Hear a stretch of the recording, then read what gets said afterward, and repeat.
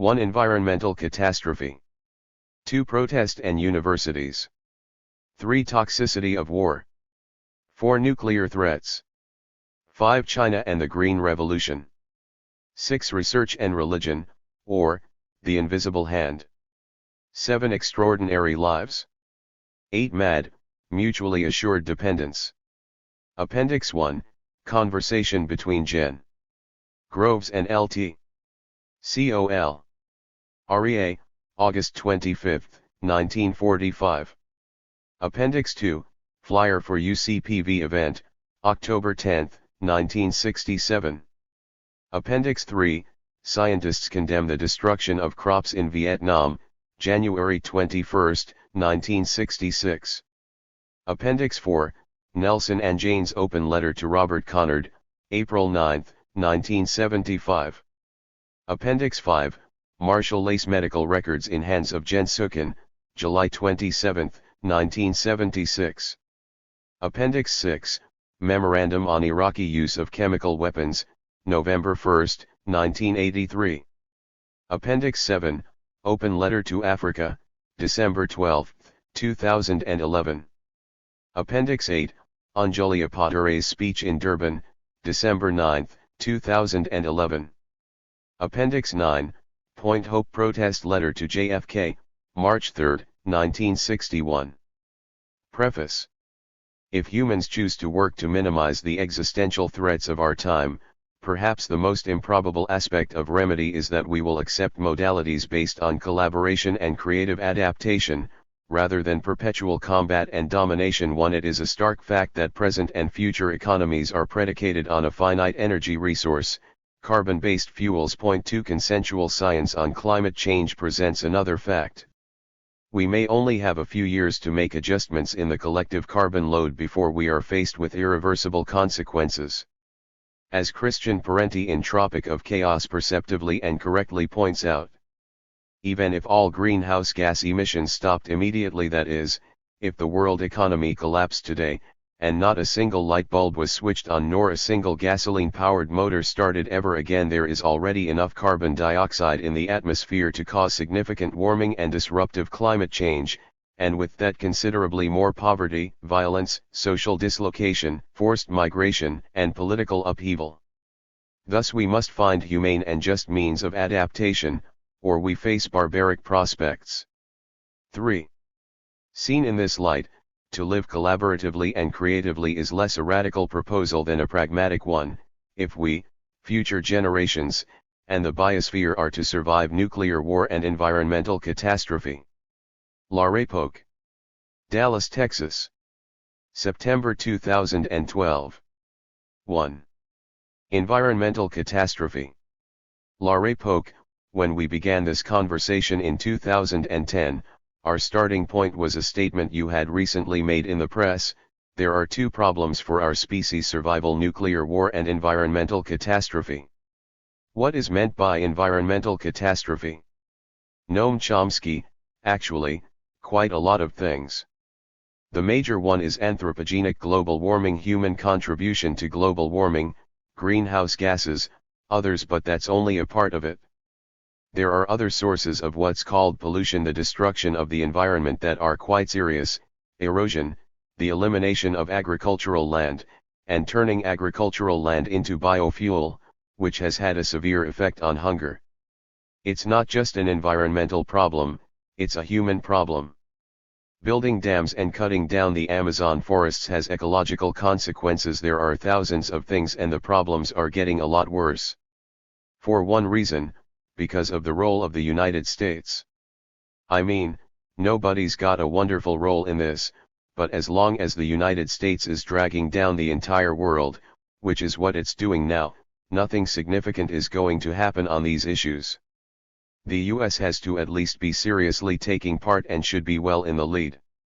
It's kind of ironic, if you look at this hemisphere, the country that is well in the lead in trying to do something serious about the environment is the poorest country in South America, Bolivia.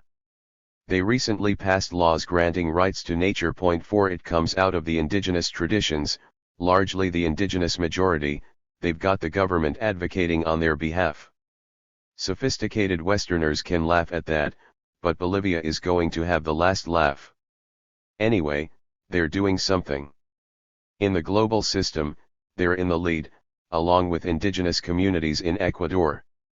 Then there's the richest country not only in the hemisphere, but in world history, the richest, most powerful country, which is not only doing nothing, but is going backward.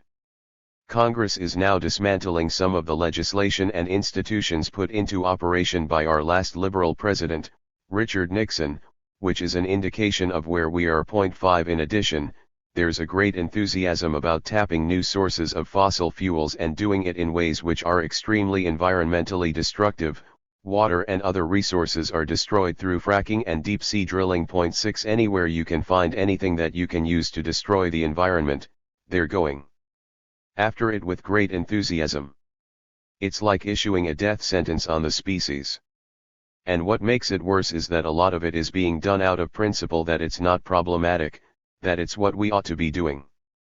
In a sense, the same is true of nuclear weapons. They're justified on the grounds that we need them for defense. We don't need them for defense, but the argument for moving forward toward disaster is a conscious, explicit argument that is widely believed. With regard to the environment and the United States, there is also quite a substantial propaganda campaign, funded by the major business organizations, which are quite frank about it. The U.S. Chamber of Commerce and others are trying to convince people that it's not our problem, or that it's not even real. 7. If you look at the latest Republican primary campaign, virtually every participant simply denies climate change. One candidate, John Huntsman, said he thinks it is real, but he was so far out of the running, it didn't matter. 8 Michelle Bachmann said something to the effect, well, it could be real, but if it is, it's God's punishment for allowing gay marriage. 9 Whatever the world thinks, they can't do much if this is going on in the United States. In Congress, among the latest cohort of Republican House representatives from 2010, almost all are global warming deniers and are acting to cut back legislation to block anything meaningful, and to roll back the little that exists. I mean, it's surreal. If someone were watching this from Mars, they wouldn't believe what was happening on Earth. Hugo Chavez gave a speech at the United Nations at one of the major General Assembly meetings, and, of course, the press was full of ridicule and absurdities and so on. They didn't mention the talk he gave. You can find the talk, I'm sure, on the internet, in which he said that producers and consumers are going to have to get together and find ways to reduce reliance on hydrocarbons and fossil fuels. 10 Of course, Venezuela is a major oil producer. In fact, practically the whole economy depends upon it. They're a lot more reliant on oil than Texas is. So it can be done. We don't have to be lunatics who are willing to sacrifice our grandchildren so that we can have a little more profit. Actually, the whole Texas system is interesting. I'm sure you know the history, but back around 1958, the Eisenhower administration introduced an arrangement whereby the United States would rely on Texas oil, exhaust our domestic oil resources instead of using much cheaper and more accessible Saudi oil resources, for the benefit of Texas oil producers. 11 And I think for the next 14 years, the country relied primarily on Texas oil. Meaning, exhaust domestic resources and later on dig holes in the ground and pour oil back into them for strategic reserve. This was pretty sharply criticized even from a straight security point of view. An MIT faculty member, M.A. Adelman, an economist who is an oil specialist, testified before Congress on this, but it didn't matter. Profits for Texas oil producers overwhelm even elementary security considerations like reliance on foreign oil. That's what it means to have a country that's business run, nothing else matters. It is the same reason we can't have a health system like every other industrial country.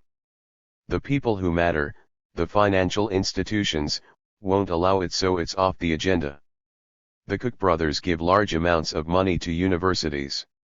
In exchange they get a hand in choosing faculty. 12 How corrosive is this practice?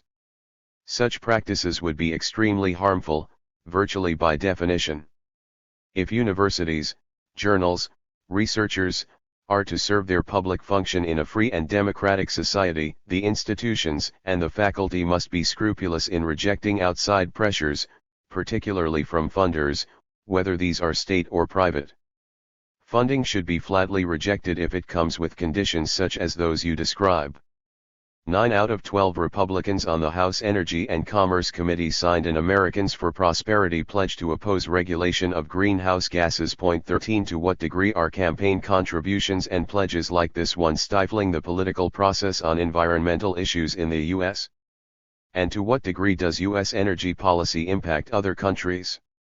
The U.S. is the richest and most powerful state in the world, by a large measure. Its policies on anything impact others. Energy policies in particular have an enormous impact, also on future generations, for reasons too well known to spell out again in detail here.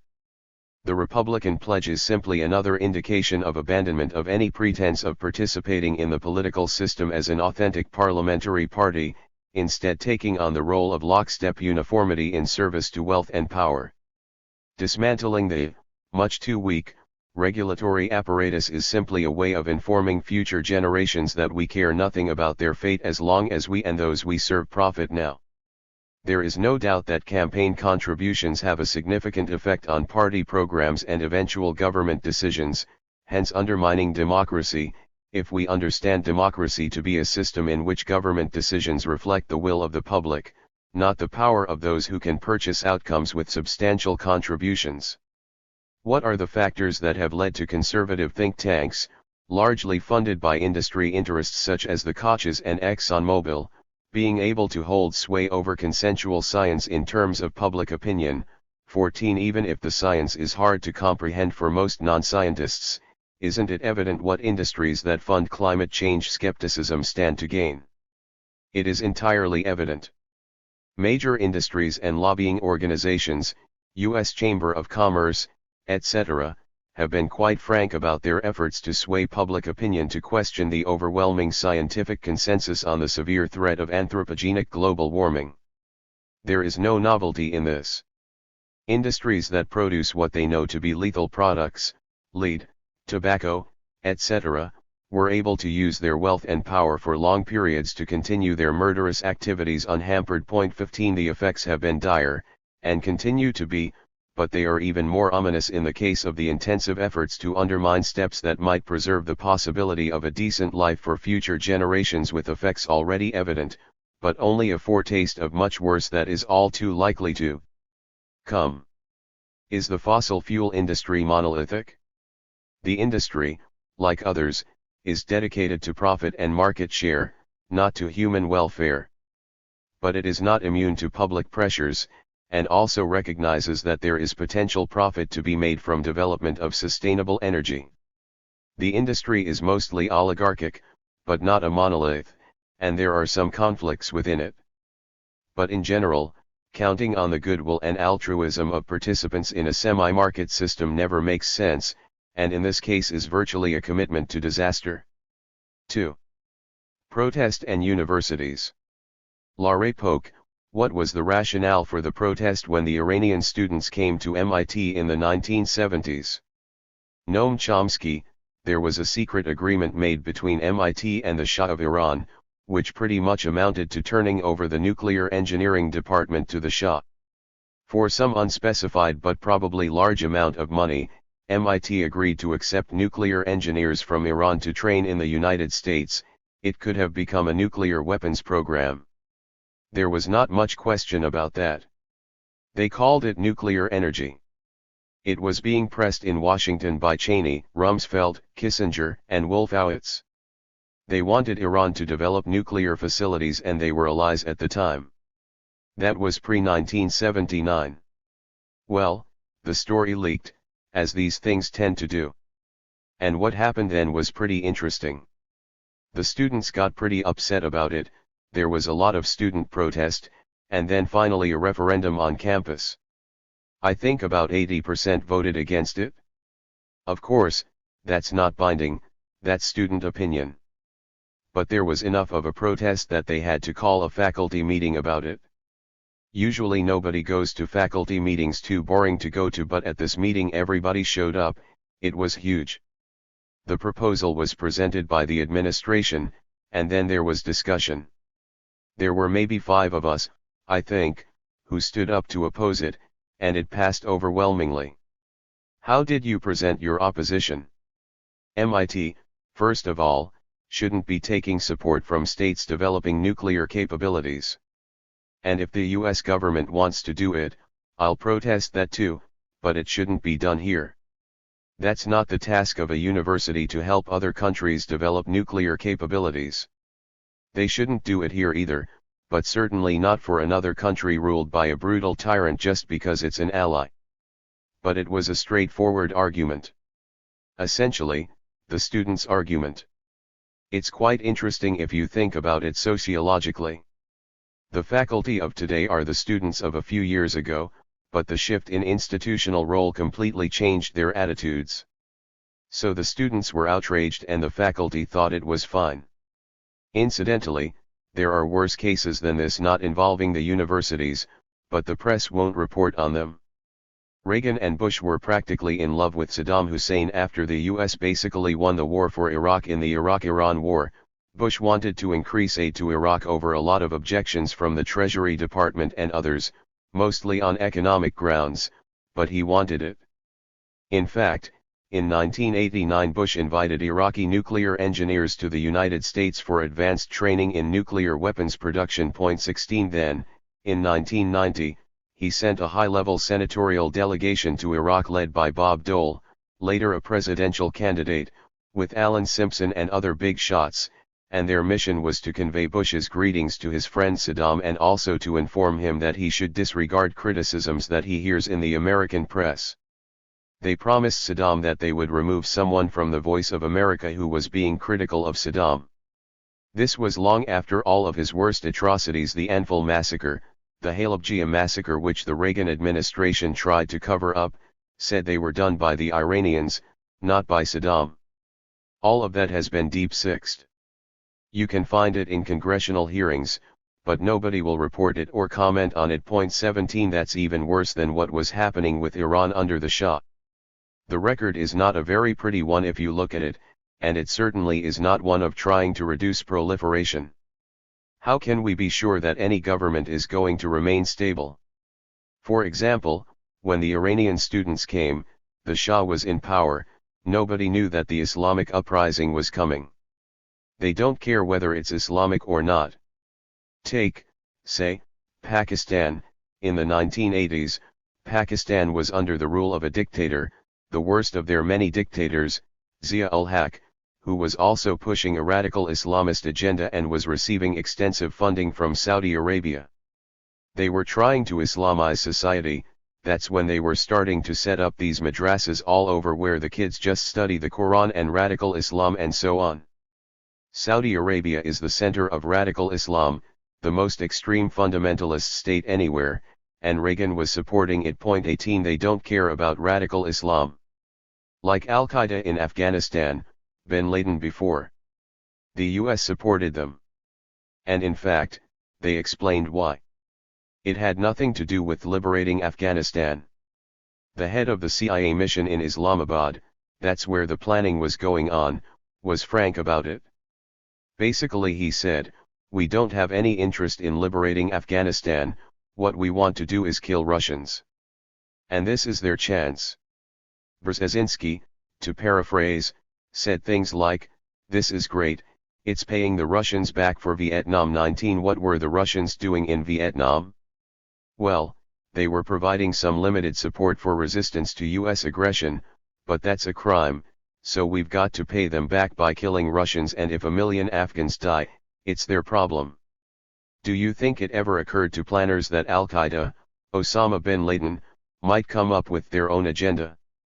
Probably not. You can say the same about Hamas.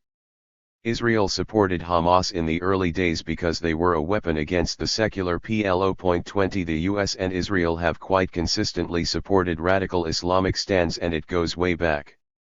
Back in the early 60s, in fact, the 50s and the 60s, there was a major conflict in the Arab world between Nasser, who was the symbol of secular nationalism, and Saudi rulers, who were the guardians of extremist, Radical Islam. Who did the US support? The Saudis, of course. They were afraid of secular nationalism. The British too. There's a book by a British diplomatic historian which will probably barely get reviewed in England, which is about Britain's support of radical Islam, and it was quite extreme. 21 Same reasons, secular nationalism is much more dangerous. Sometimes you catch a tiger by the tail and don't expect it. This is pretty much the same with Hezbollah. They developed in reaction to the US-backed Israeli invasion and occupation. That's the way the world works. Sometimes it's called blowback. There are some analysts who argue that this is a self-defeating policy. But I'm not so convinced. I mean, the big mistake is supposed to have been installing the Shah and overturning the parliamentary system, but it's hard to see where that was a mistake. For 25 years it kept Iran completely under control, kept the US in control over the energy system. Planning doesn't go much beyond that. If things work for 25 years, that's a success. The Tehran research reactor requires highly enriched uranium fuel to operate, the same is true for MIT's reactor. The Department of Energy has told MIT it must convert to low-enriched fuel, but the head of engineering at the reactor said they're most likely not going to meet the deadline. 22. I don't know anything about this. It's contentious on 2 points. 1. There's a reactor in a densely populated urban area. And 2. It's what they're using as fuel. So, you can do things with the high-energy fuel that you can't do with less enriched fuel. According to a Boston Globe story from 2009, the MIT reactor could be converted quickly if it were willing to give up some performance. The same report states the reactor brings in about $1.5 million a year from commercial work, which covers about 60% of the annual operating costs. 23. Where do they get that from? I'm unsure of the specific entities, but mainly from producing radiotherapies. 24. There hasn't been an inquiry at MIT into research, as far as I'm aware, since 1969. At that time, under the pressure of the student movement, there was a faculty/student inquiry. Actually, I was on the committee, the Pounds Commission, which looked into MIT's finances and also into war-related activities on campus. It was pretty interesting. It turned out that nobody, even the administration, knew the financial details. It turned out that roughly half of the institute budget was running 2 classified military laboratories, Lincoln, and what's now the Draper Lab.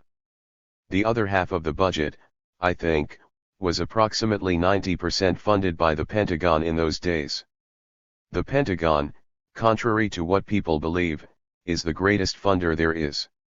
They don't pay all that much attention to what you're doing, they just know that they're the way to funnel taxpayer money into the next stage of the economy. We did look into military work. It turns out there was no classified work on campus and no direct military-related work, but anything that's done is likely to have some military application. The only department that had any war-related work was the political science department, and it was being done under the rubric of a peace research institute straight out of Orwell, which had villas in Saigon where they were sending students for PhDs on counterinsurgency.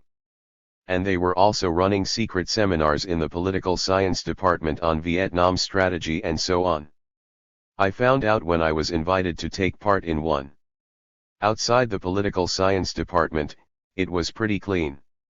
Now, if you take a look over the years, Pentagon funding has declined and funding from the NIH has increased. And I suspect almost everybody understands it. The reason is because the cutting edge of the economy is shifting to biology, away from an electronics-based economy, so you have to rip off the taxpayer in some different fashion. We don't have a free market economy.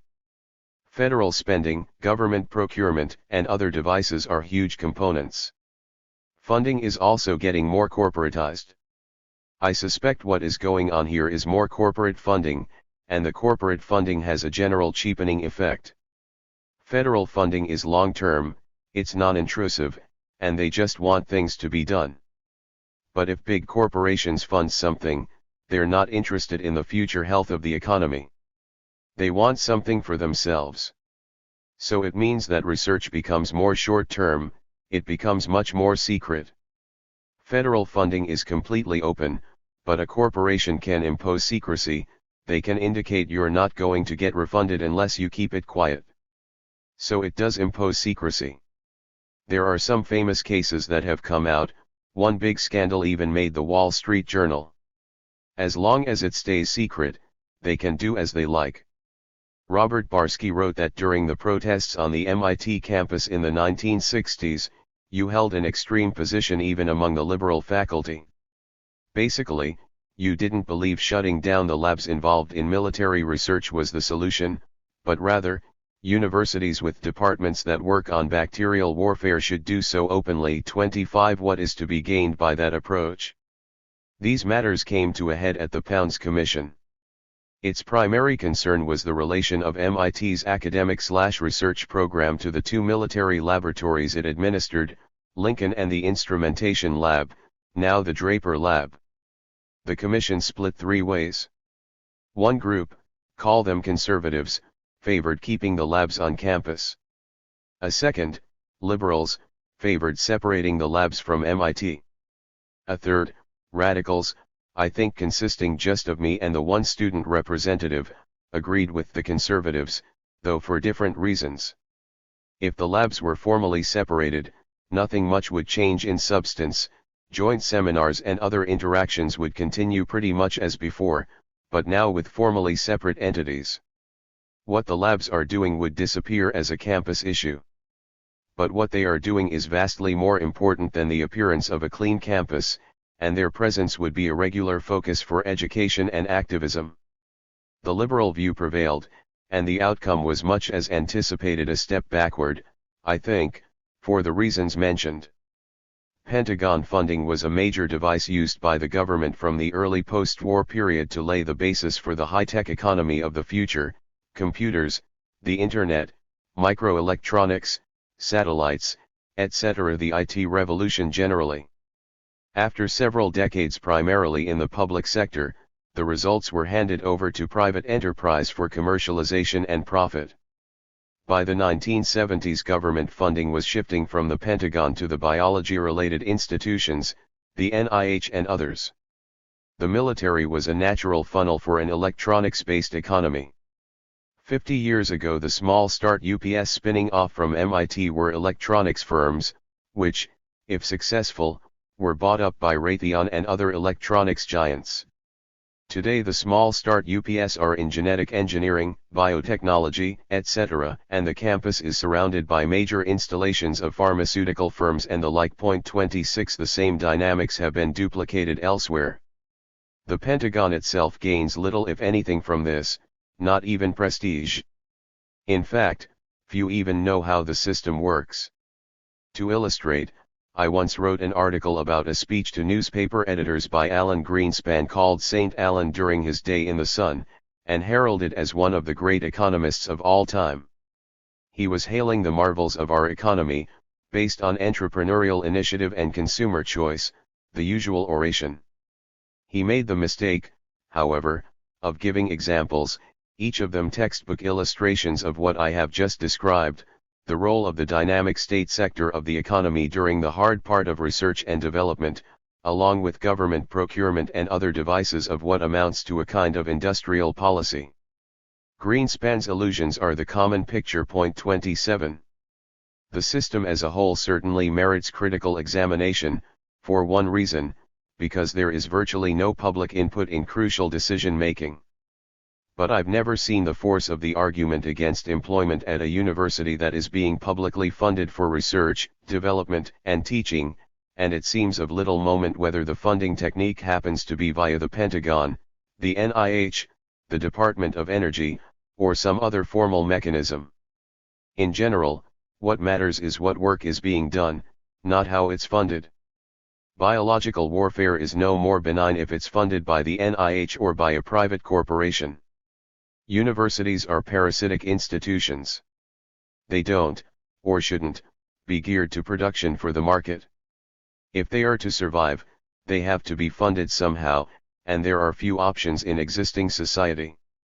For what it's worth, while the MIT lab where I was working in the 60s was 100% funded by the armed services, as you can see from formal acknowledgements by publishers, it also happened to be one of the main centers of academic resistance against the Vietnam War, perhaps the main one, not protest, but active resistance. 28 And by the late 60s MIT probably had the most radical student president of any US campus, with plenty of student support and related activism, which had quite positive and long-lasting effects on campus life. 29.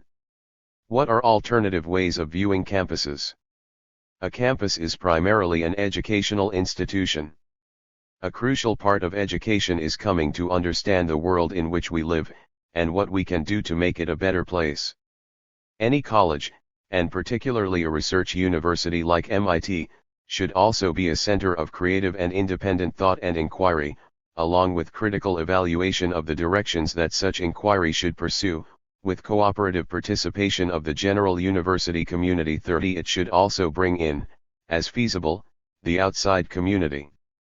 My own courses on social and political issues which I was teaching on my own time were usually open to the public, sometimes at night for that reason, others too. I don't suggest any of this as an alternative, but rather as an ideal, approximated more or less, and a guideline for commitment and choice of action. 3. Toxicity of war. Laray. Polk. We've spoken previously about Reagan's Star Wars program as something that developed as a palatable alternative to nuclear stockpiling. Isn't there also something to be said about the location of the Ronald Reagan ballistic missile defense test site on Kwajalein Atoll, a heavily contaminated area as a result of U.S. atomic testing? 31. Noam Chomsky. I suppose it reflects the prevailing conception that the unpeople of the world, to borrow the phrase of British diplomatic historian Mark Curtis, are dispensable. 32. The level of contamination left from U.S. atomic testing in the Marshall Islands is immensely troubling, but so too is what might be transpiring in Iraq and other areas of the Middle East due to the use of depleted uranium. There seems to be ample evidence that the use of DU in Iraq by the U.S. is causing a catastrophic health crisis. Some have even referred to it as low-grade nuclear warfare. 33 Where do you stand on this issue? The levels of birth defects, cancer, and other consequences of the U.S. assault on Iraq are shocking. Whether the cause is DU remains uncertain, same in other areas. There are many sources of toxicity in warfare. The authors of the published studies have suggested that DU might be the cause, but report that they cannot be confident.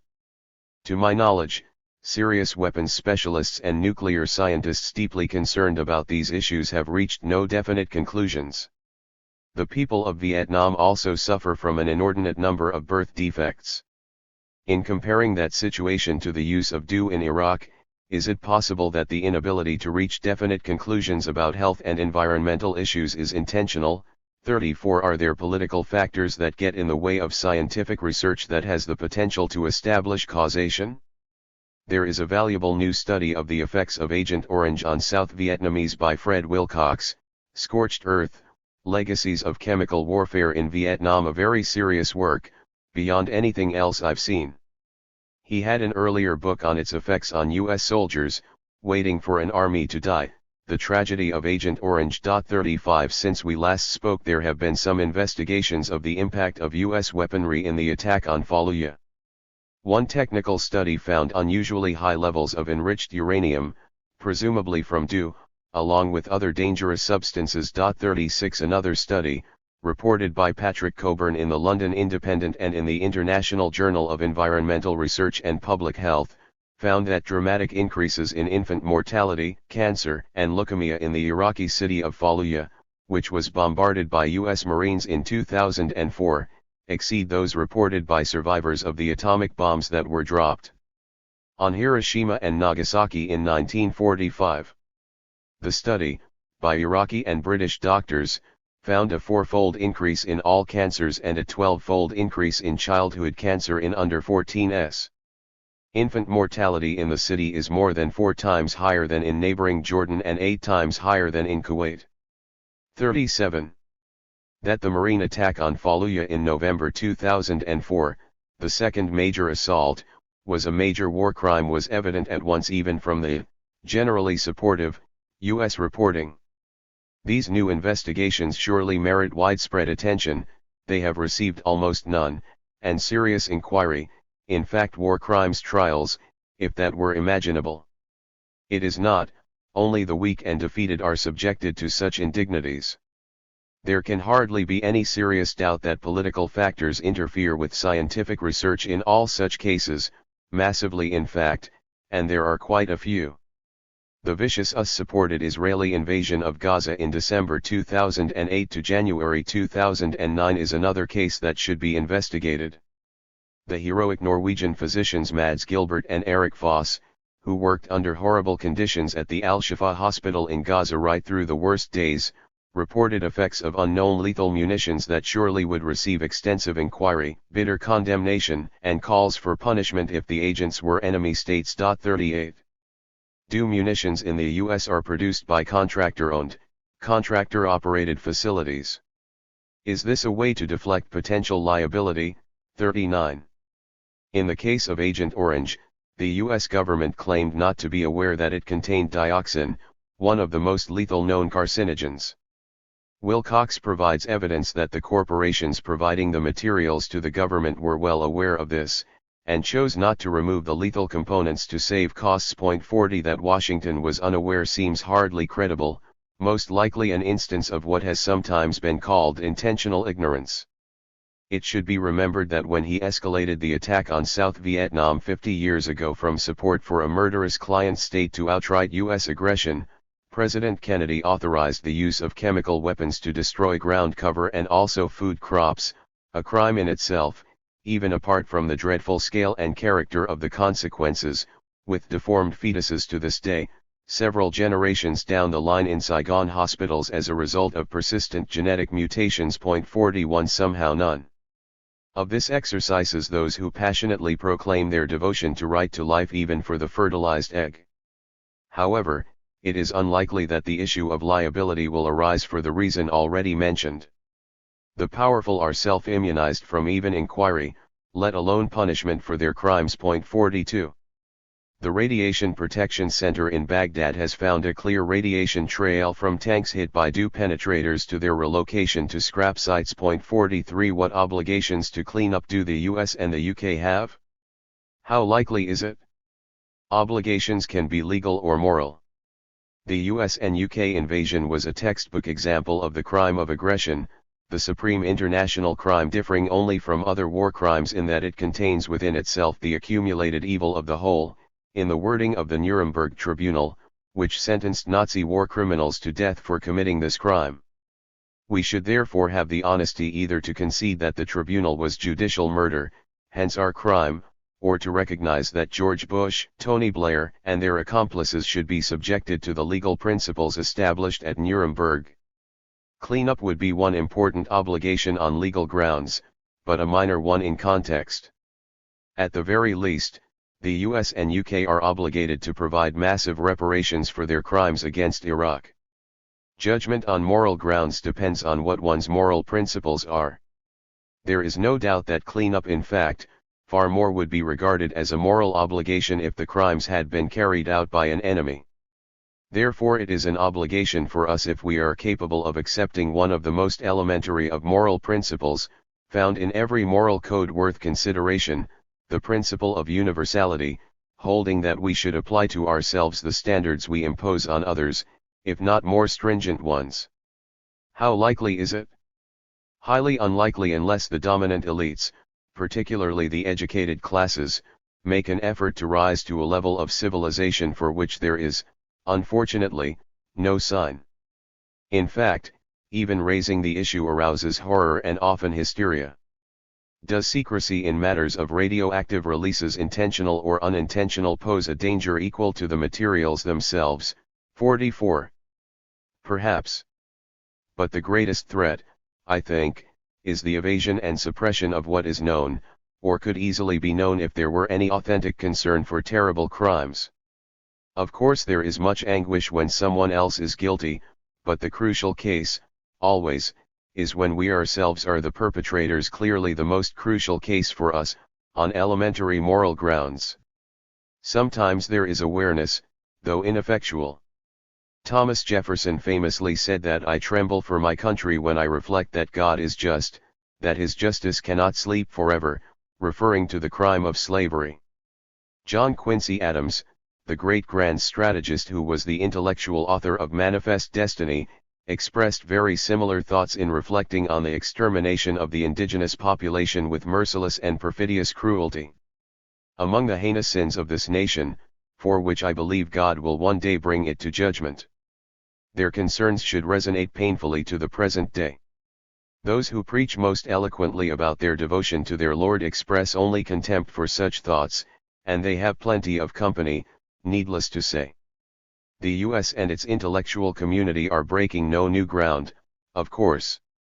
They are following the course typical of systems of power, throughout history. We should, I think, take all of this as an indication of the great chasm that lies between the most advanced cultures and minimal standards of elementary decency, honesty, and moral integrity. Not a small problem, quite apart from the matters we are discussing. 4. Nuclear threats. Laray Polk, what immediate tensions do you perceive that could lead to nuclear war? How close are we?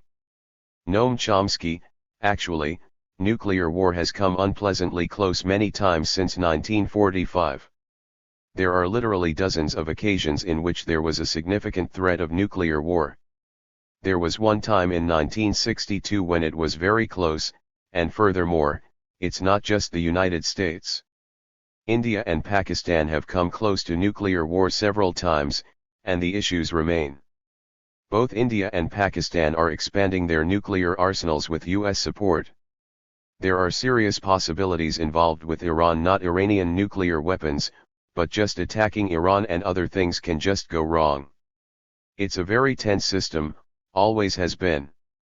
There are plenty of times when automated systems in the United States and in Russia, it's probably worse, have warned of a nuclear attack which would set off an automatic response, except that human intervention happened to take place in time, and sometimes in a matter of minutes. 45 That's playing with fire. That's a low probability event, but with low probability events over a long period, the probability is not low. There is another possibility that, I think, is not to be dismissed: nuclear terror. Like a dirty bomb in New York City, let's say. It wouldn't take tremendous facility to do that.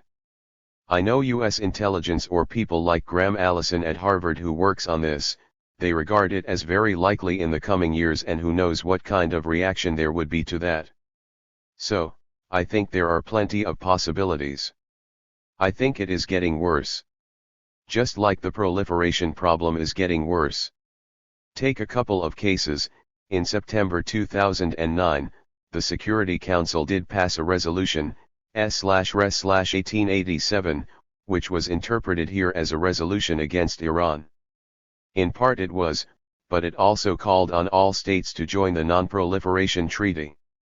That's 3 states, India, Pakistan, and Israel. The Obama administration immediately informed India that this didn't apply to them. It informed Israel that it doesn't apply to them. 46. If India expands its nuclear capacity, Pakistan almost has to. It can't compete with India with conventional forces. Not surprisingly, Pakistan developed its nuclear weapons with indirect US support.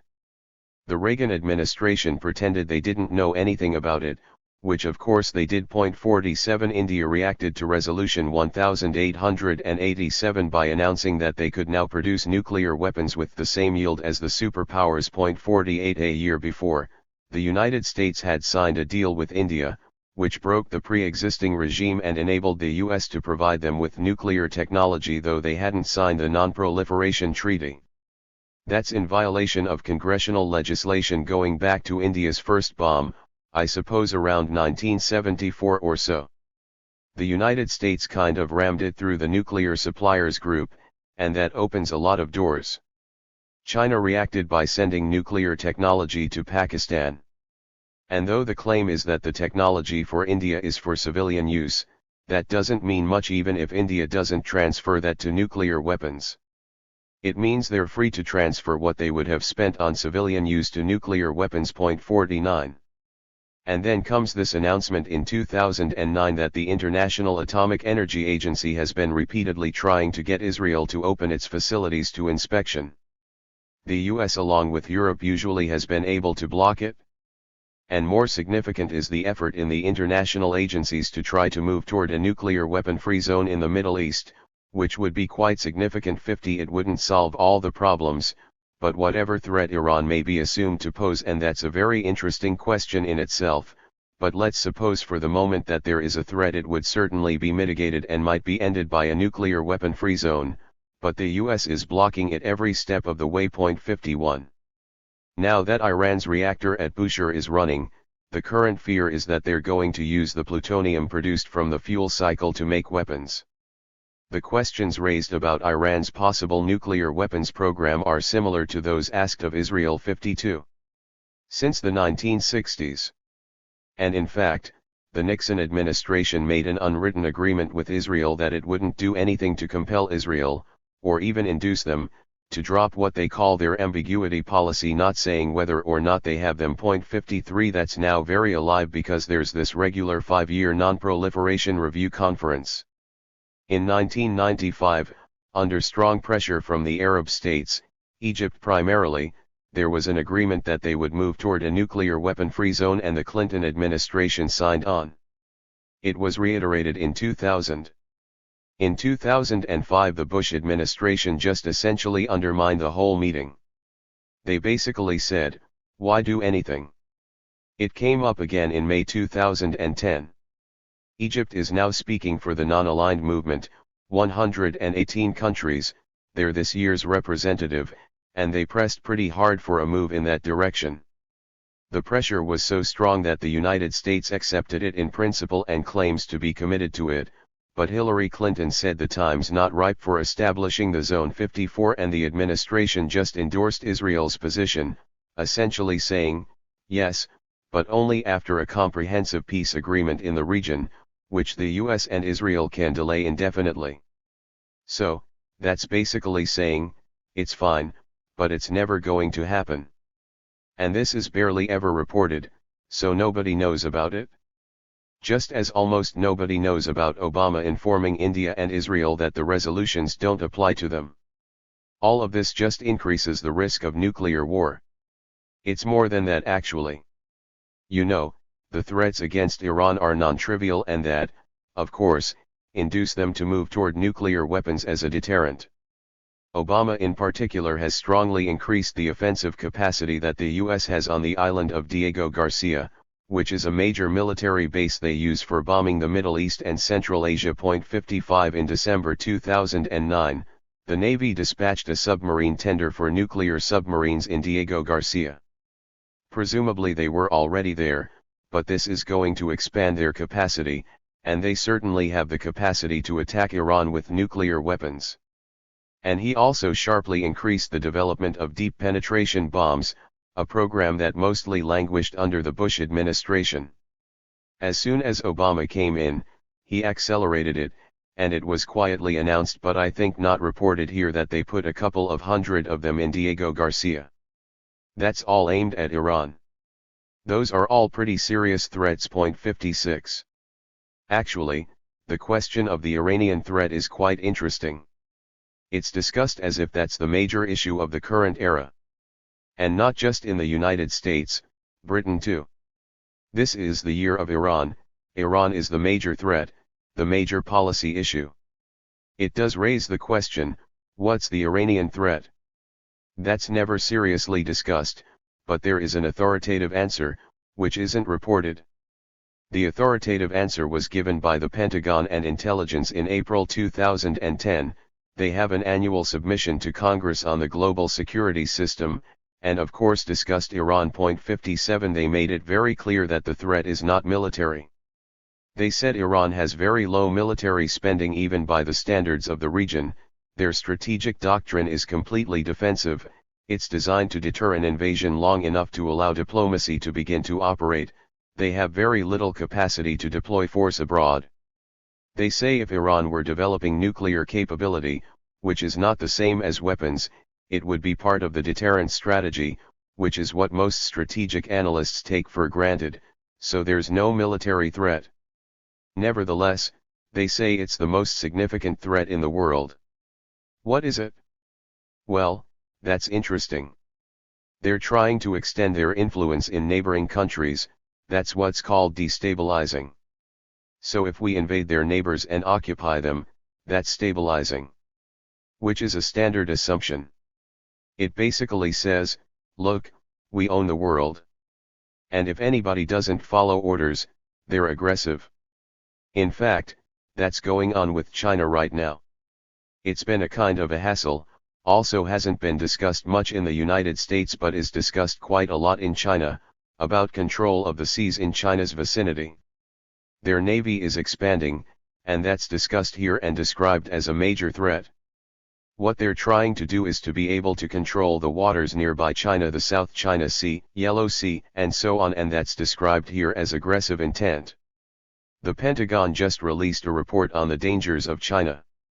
Their military budget is increasing, it's now 1/5 what the US spends in Iraq and Afghanistan, which is of course a fraction of the military budget. Not long ago, the US was conducting naval exercises in the waters off China. China was protesting particularly over the plans to send an advanced nuclear-powered aircraft carrier, the USS George Washington, into those waters, which, according to China, has the capacity to hit Beijing with nuclear weapons, and they didn't like it. And the US formally responded by saying that China is being aggressive because they're interfering with freedom of the seas. Then, if you look at the strategic analysis literature, they describe it as a classic security dilemma where two sides are in a confrontation. Each regards what it's doing as essential to its security and regards the other side as threatening its security, and we're supposed to take the threat seriously. So if China is trying to control waters off its coast, that's aggression, and it's harming our security. That's a classic security dilemma. You could just imagine if China were carrying out naval exercises in the Caribbean. In fact, in the mid-Pacific it would be considered intolerable. That's very much like Iran. The basic assumption is we own the world, and any exercise of sovereignty within our domains, which is most of the world, is aggression. Is there any type of nuclear racism involved in these issues? I think it would be the same if there were no nuclear weapons. I mean, it goes back to long-term planning assumptions, and I don't really think it's racism. Let's take a concrete case. We have a lot of internal documents now, some interesting ones from the Nixon years. Nixon and Kissinger, when they were planning to overthrow the government of Chile in 1973, their position was that this government's intolerable, it's exercising its sovereignty, it's a threat to us, so it has to go. 58 It's what Kissinger called a virus that might spread contagion elsewhere, maybe into Southern Europe. Not that Chile would attack Southern Europe, but that a successful, social democratic parliamentary system would send the wrong message to Spain and Italy. They might be inclined to try the same, it would mean its contagion would spread and the system falls apart. And they understood that, in fact stated that, if we can't control Latin America, how are we going to control the rest of the world? We at least have to control Latin America. There was some concern which was mostly meaningless, but it was there about a Soviet penetration into Latin America, and they recognized that if Europe gets more involved in Latin America, that would tend to deter any Soviet penetration, but they concluded the US couldn't allow that because it would interfere with US dominance of the region. So, it's not racist. It's a matter of dominance. In fact, the same is happening with NATO.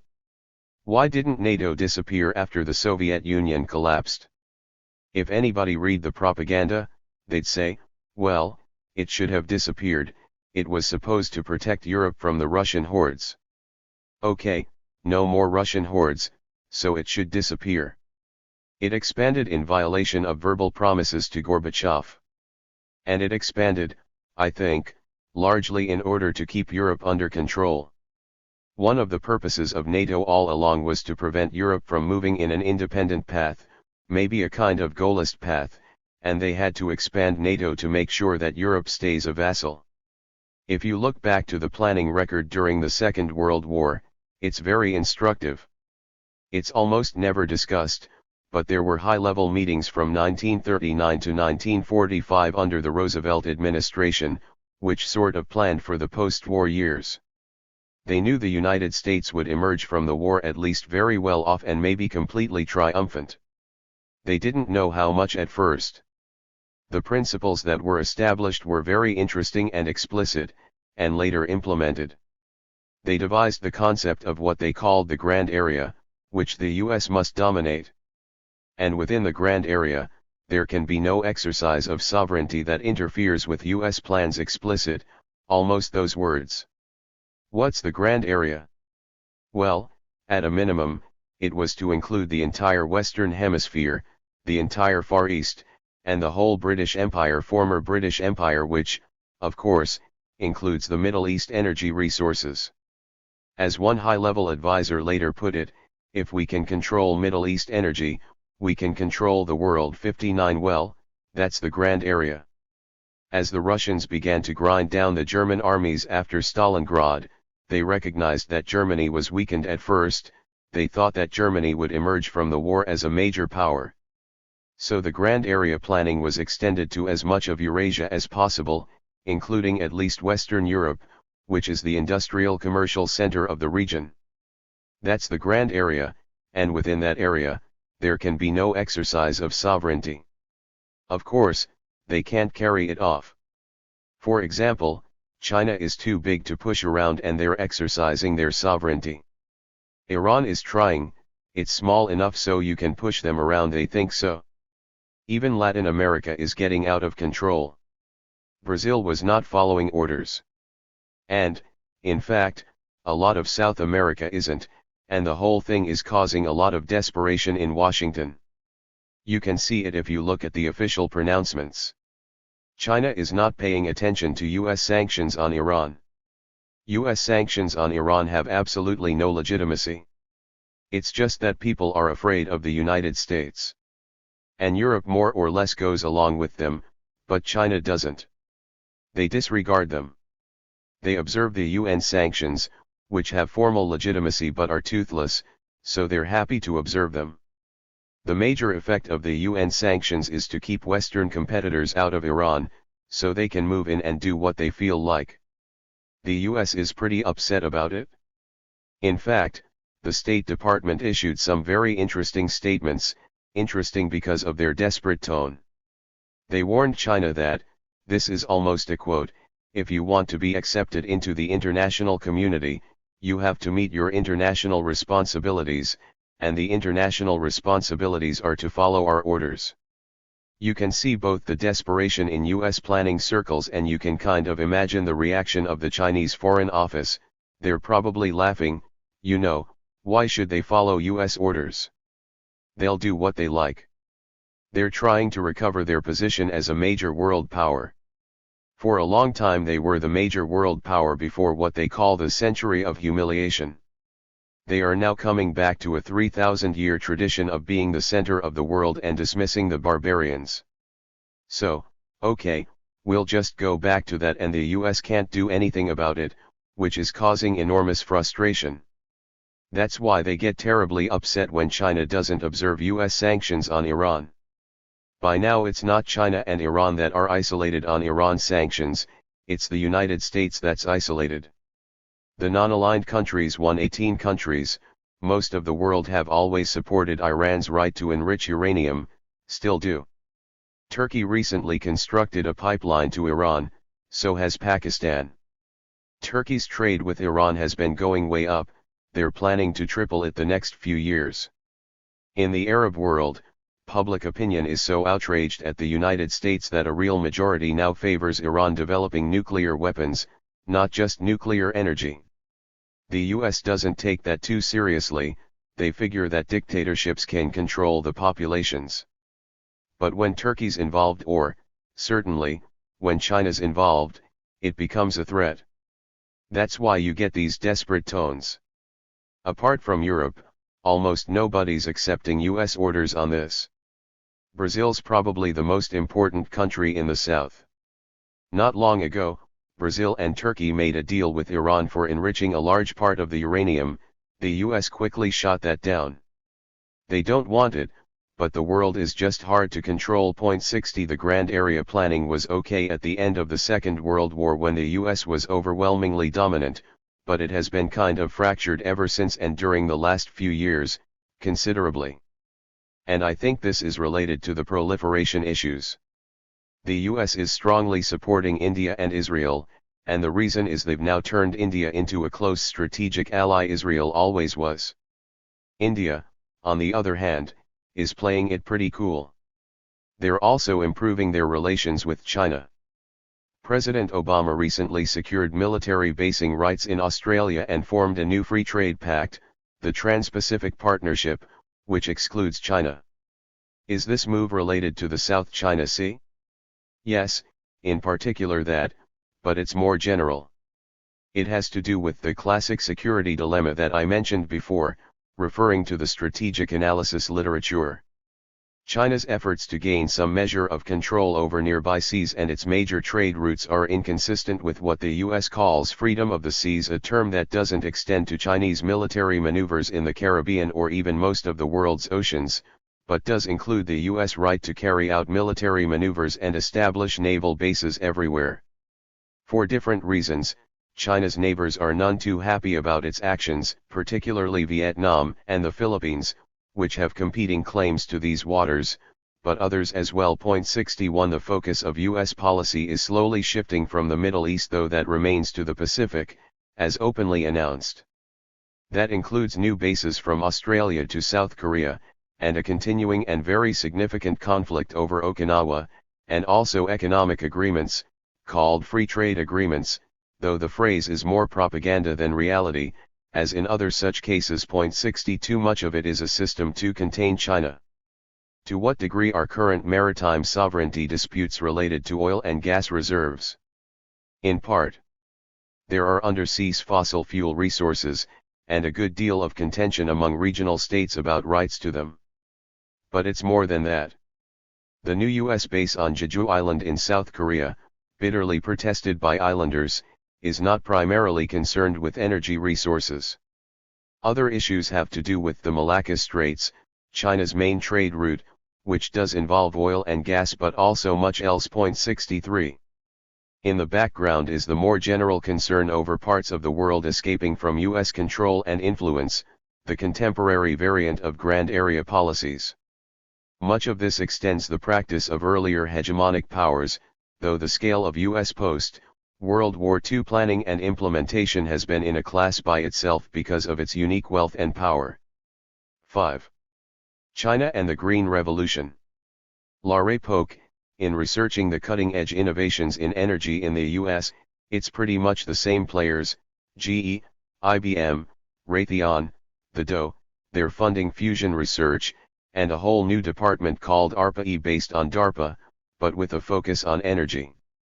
Soldiers are currently using solar cells in the field and the Navy is testing algae-based fuel. 64. Noam Chomsky, got to keep the military going, doesn't matter about the rest of us. Profits and the military, those are the two things that matter. And the military, of course, is not unrelated to profit. 65. It's discouraging to see who is developing what. I can't see any of those entities marketing energy any differently than from the past. It's even true of very simple things, just take weatherization of homes. That's not high technology. It could put huge numbers of people to work, it would be a great stimulus for the economy, and it would be quite effective in retarding the effects of climate change. It's not a solution to the problem, but at least it provides more time to do something about it. Recently there was a company in England that does weatherization that announced it had essentially done about everything you can in England. Almost everybody had it and they wanted to shift to the United States with a huge untapped market, but they're not sure it's going to be economically feasible here because they don't get any assistance. 66. And, in fact, that's what's happening with the green technology.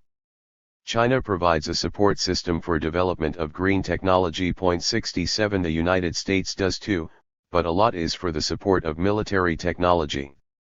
That's actually a change from the past, a regression from the past. The actual US economy since the colonies has relied quite substantially on government intervention. That goes right back to the earliest days of independence, and for advanced industry in the latter part of the 19th century. The American system of mass production, interchangeable parts, quality control, and so on, which kind of astonished the world, was largely designed in government armories. The railroad system, which was the biggest capital investment and, of course, extremely significant for economic development and expansion, was managed by the Army Corps of Engineers. It was too complicated for private business. Taylorism, the management technique that essentially turns workers into robots, came out of government and military production. The same was true of radio in the 1920s, but the big upsurge was in the post-war period, right where we are, in fact. Down below where we're sitting, there used to be a Second World War temporary building, where one was for many years. Where they were developing this was the 1950s, and then on through the 60s and beyond. Computers, the beginnings of the internet, information technology, software, everything that became the modern high-tech revolution. Almost all of it was on Pentagon funding. ARPA, it was then, now it's DARPA, or just the three armed services, and that laid the basis for the US high-tech industries, very substantially, and, in fact, often with a long delay. Even computers, the core of the modern economy, were being developed from around the early 1950s, mostly with government funding. They weren't commercially viable for about 30 years. IBM, by the early 60s, was finally able to produce its own computer. They had learned enough at the government-funded laboratories to do it. It was the world's fastest computer at the time, but it was way too expensive for business. They couldn't buy it, so the government purchased it. I think it was for Los Alamos. In fact, procurement, and not just for computers, but also over the whole economy, has been a huge form of subsidy, and it continues. 68. That's the way the economy developed. Now we're screaming at China because they're doing much the same with green technology, and we're not doing it. We've regressed to the extent that this isn't done very much anymore, although it still is plenty. If you take a walk around MIT, you'll see big buildings of drug companies and genetic engineering. The reason is they're feeding off the government-funded ideas, technology, and development that's being done at the research labs and research universities like MIT. If you strolled around campus 50 years ago, you'd see small start-ups of electronic firms. Actually, on what's now Route 128, that became Raytheon, and a high-tech corridor. 69. There's nothing new about this. This is the way economies develop. If there is an exception, I haven't come across it. British development was like this, based on huge state intervention from the early 18th century. The same is true for the US, Germany, France, Japan, the East Asian miracles, all of them, China, of course. Market systems don't yield fundamental innovation and development for obvious reasons. Innovation and development are long-term projects. They don't give you profits tomorrow. In fact, they give you costs. So the state takes it over, the taxpayer, in other words, pays for it. It's a system of essentially public subsidy, private profit. And it's called capitalism, but has little resemblance to capitalism. And Cook Industries? You can look right out the window, that's the Cook building. So taxpayers' money goes in, and there's a mingling of industrial interests with university resources, resources meaning the intellectual capital. And that's publicly funded, substantially. Then innovation goes out, but it's filtered through intellectual property rights. Which is another form of government subsidy, and a major form. Take a look at the World Trade Organization rules. They've imposed patent conditions for the developing countries, which would have killed off industrial development in the rich countries if they had ever had to adhere to them. 70 The United States, for example, relied substantially on technology transfer, what's now called piracy, from England, which was more advanced. In fact, England did the same for more advanced technology from India and Ireland, and from more skilled workers from the lowlands, Belgium and Holland. We did it then to England, and other countries are trying to do it too, but they're barred from it by what are called free trade rules, meaning, we protect what we want and we impose a market rigor on you. There have been some good studies of this. Among the main beneficiaries of the World Trade Organization's rigorous patent restrictions are the pharmaceutical corporations. They claim that they need it for research and development. This was investigated carefully by, among others, Dean Baker, a very good economist. He went through the records and found that the corporations themselves fund only a minority of their own R&D, and that's misleading because it tends to be oriented toward the marketing side, copycat drugs, and so on. The basic funding comes from either the government or from foundations. He calculated that if funding for R&D for the big pharmaceutical corporations was raised to 100% public, and they were then compelled to sell their goods on the market, there'd be a colossal saving to consumers and no patent rights. 71 But that's unthinkable. Anything that interferes with profit is unthinkable. It can't be discussed. What role do politicians play in the distribution of federal funding for R&D, subsidy, and procurement? Congress of course provides the funds, and the executive is deeply involved in decisions and implementation, with close involvement of industry lobbyists throughout. That aside, the decision makers in government have intimate ties with the corporate beneficiaries of subsidy and procurement in many other ways, ranging from campaign funding to privileged positions in the private sector if they play the game by the corporate rules. 72. What factors in addition to massive investment have put China in the lead in green technology?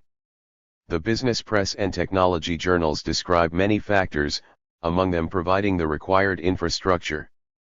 In the case of green technology, China began fairly modestly, and has been steadily advancing. Take solar panels. China began manufacturing them in conventional ways and gained a large market share. A good deal of innovation and development comes directly out of manufacturing experience. This is not labor-intensive industry, so low labor costs were apparently not a major factor. Over time China has taken the lead in advanced solar panel technology, and now substantially dominates the international market. To illustrate how the U.S. is falling behind in advanced manufacturing, U.S. Secretary of Energy Stephen Chu described Suntech Power, after an on-site investigation, as a high-tech, automated factory that has developed a type of solar cell with world record efficiencies. That is the result of careful planning in a framework of state industrial policy. It has its failures, but also real successes. 73. 6. Research and religion, or, the invisible hand. Laray Polk, 40% of the electorate in most states identify as evangelical. Pew Research indicates evangelical Christians largely reject anthropogenic climate change and are skeptical there is even solid evidence that the earth is warming. 74 So I think the extreme beliefs of the religious right benefit business interests and vice versa. Noam Chomsky, that's an interesting combination because the business leadership tends to be secular. On social issues, they're what are called liberals.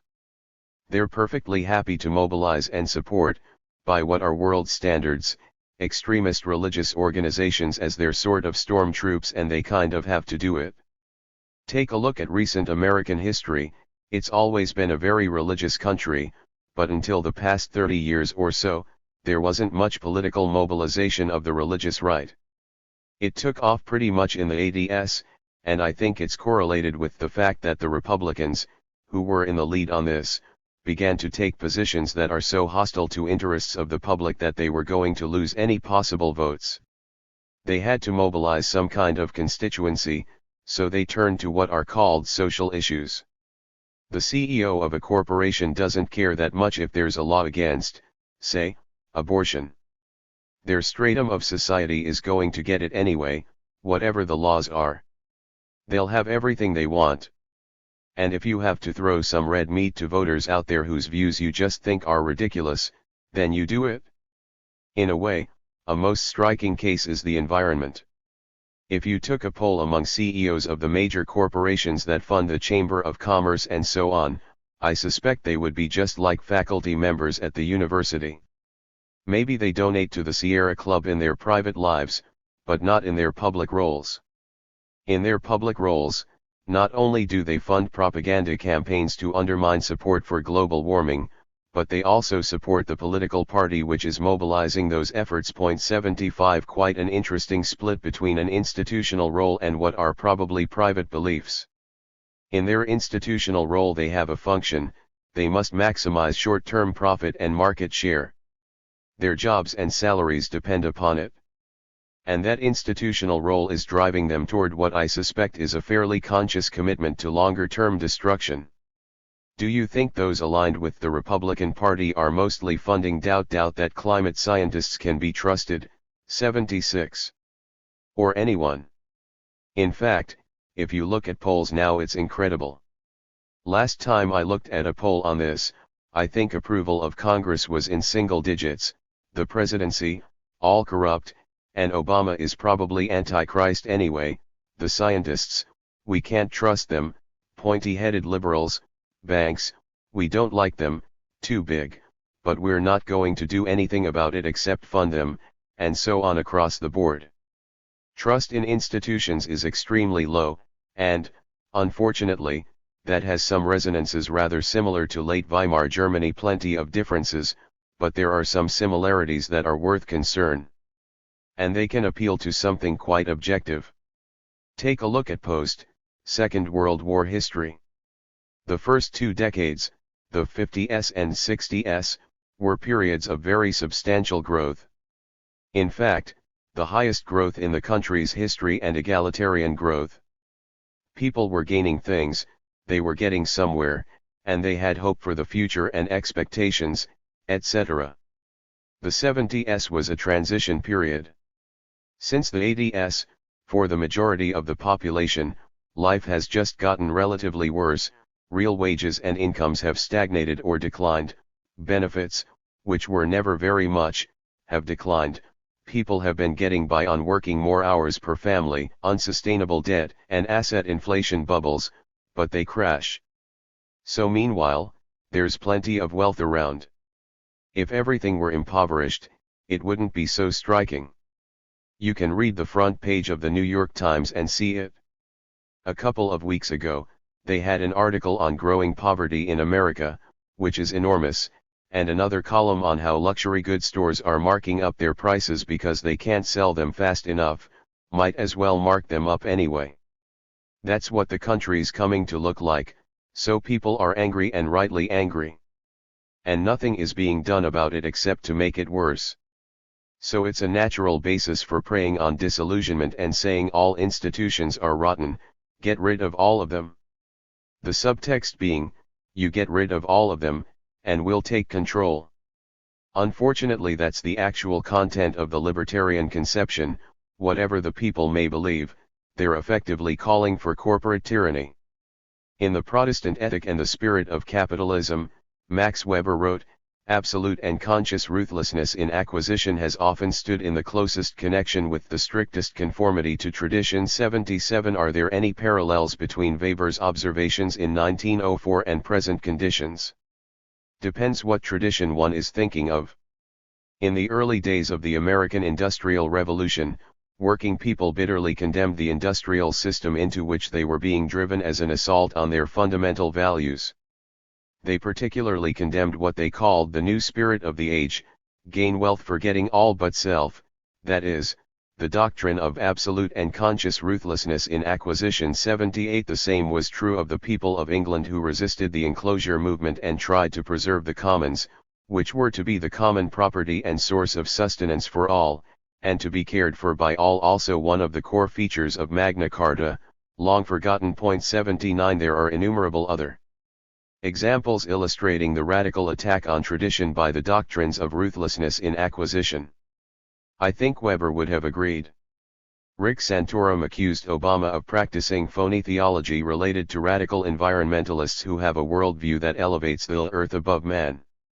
Santorum described his theology as the belief that man should be in charge of the earth and should have dominion over it and should be good stewards of it. 80 There seems to be a discrepancy in worldview as to what constitutes good stewardship. Without speculating on what Santorum is talking about, let's take the lines you quote. A case can be made that the way to be a good steward of the earth is to abandon any thought of dominion over it and to recognize, with proper humility, that we must find a place within the natural world that will help sustain it not just for ourselves but for other creatures as well, and for future generations, recognizing values that are often upheld most firmly and convincingly within indigenous cultures. Richard Land, host of the nationally syndicated radio show For Faith and Family, said the Christian electorate would love to see a false smarty-pants decapitated by a real intellectual. He knew Gingrich would tear Obama's head off. 81 He seems to be saying one type of intellectualism is acceptable and the right kind, but the other is not. When we look over the record of famous debates, we find that they are not won on the basis of serious argument, significant evidence, or intellectual values generally. Rather, the outcome turns on Nixon's 5 o'clock shadow, Reagan's sappy smile, lines like "Have you no shame" or "You're no Jack Kennedy," etc. That's not surprising. Debates are among the most irrational constructions that humans have developed. Their rules are designed to undermine rational interchange. A debater is not allowed to say, "That was a good point, I'll have to rethink my views." Rather, they must adhere blindly to their positions even when they recognize that they are wrong. And what are called skilled debaters know that they should use trickery and deceit rather than rational argument to win. I don't know who Richard Land is, and if he regards Gingrich as a real intellectual, I don't see much reason to explore further. The term intellectual is typically used to refer to those who have sufficient privilege to be able to gain some kind of audience when they speak on public issues. The world's greatest physicists are not called intellectuals if they devote themselves, laser-like, to the search for the Higgs boson. A carpenter with little formal schooling who happens to have very deep insight into international affairs and the factors that drive the economy and explains these matters to his family and friends is not called an intellectual. There is evidence that the more educated tend to be more indoctrinated and conformist, but nevertheless, or maybe therefore, they tend to provide the recognized intellectual class. We could devise a different concept that relates more closely to insight, understanding, creative intelligence, and similar qualities. But it would be a different concept. Is there any value in skepticism without independent thinking? Without independent thinking, skepticism would seem to reduce to "I don't accept what you say." It may be right not to accept it, but the stance is of value only if it is based on reasoned analysis and accompanied by sensible alternatives. The current climate in the U.S., in addition to a lack of forums for reasoned debate, seems to be one of greed and also fear. This has been a very frightened country from its origins. It's a striking feature of American culture that is interesting, well studied. Now, it's fear and also hopelessness. I'm just old enough to remember the Depression. Objectively it was much worse. Most of my family was unemployed working class, but there was a lot of hopefulness after the first few years. There was a sense that things are going to get better, we can do something about it, there's organizing and government efforts. It's bad, but we can get out of this. There isn't that feeling now, and it may be objectively right. If we continue on the path of financialization of the economy and offshoring of production, there's not going to be very much here for the working population. It's kind of interesting if you look back at the classical economists, Adam Smith and David Ricardo. They were sort of aware of this. They didn't put it in precisely these terms, but if you take a look at Adam Smith's The Wealth of Nations, the famous phrase "invisible hand" appears once. It appears essentially in a critique of what's going on right now. What he pretty much says is that, in England, if merchants and manufacturers preferred to import from abroad and sell abroad, they might make profit, but it would be bad for England. He says they're going to have what sometimes is called a home bias. They'll prefer to do business at home, so as if by an invisible hand, England will be saved the ravages of a global market. 82. David Ricardo was even stronger. He said that he knows perfectly well that his comparative advantage theories would collapse if English manufacturers, investors, and merchants did their business elsewhere, and he said he hopes very much that this will never happen, that they'll have, perhaps, a sentimental commitment to the home country, and he hopes this attitude never disappears. The insights of the classical economists were quite sound, whatever you think of the argument. And that's essentially the world we're living in. 7. Extraordinary Lives. Laray Polk, in your office, among all the reference materials, you have a rather large black and white photograph of Bertrand Russell. Did you have the opportunity to meet him? Noam Chomsky, we never met. Our only contact was in 1967, when we were about to issue the call to resist illegitimate authority, advocating support for resistance, not just protest, to the Vietnam War. I was delegated to contact well-known figures to ask for their support.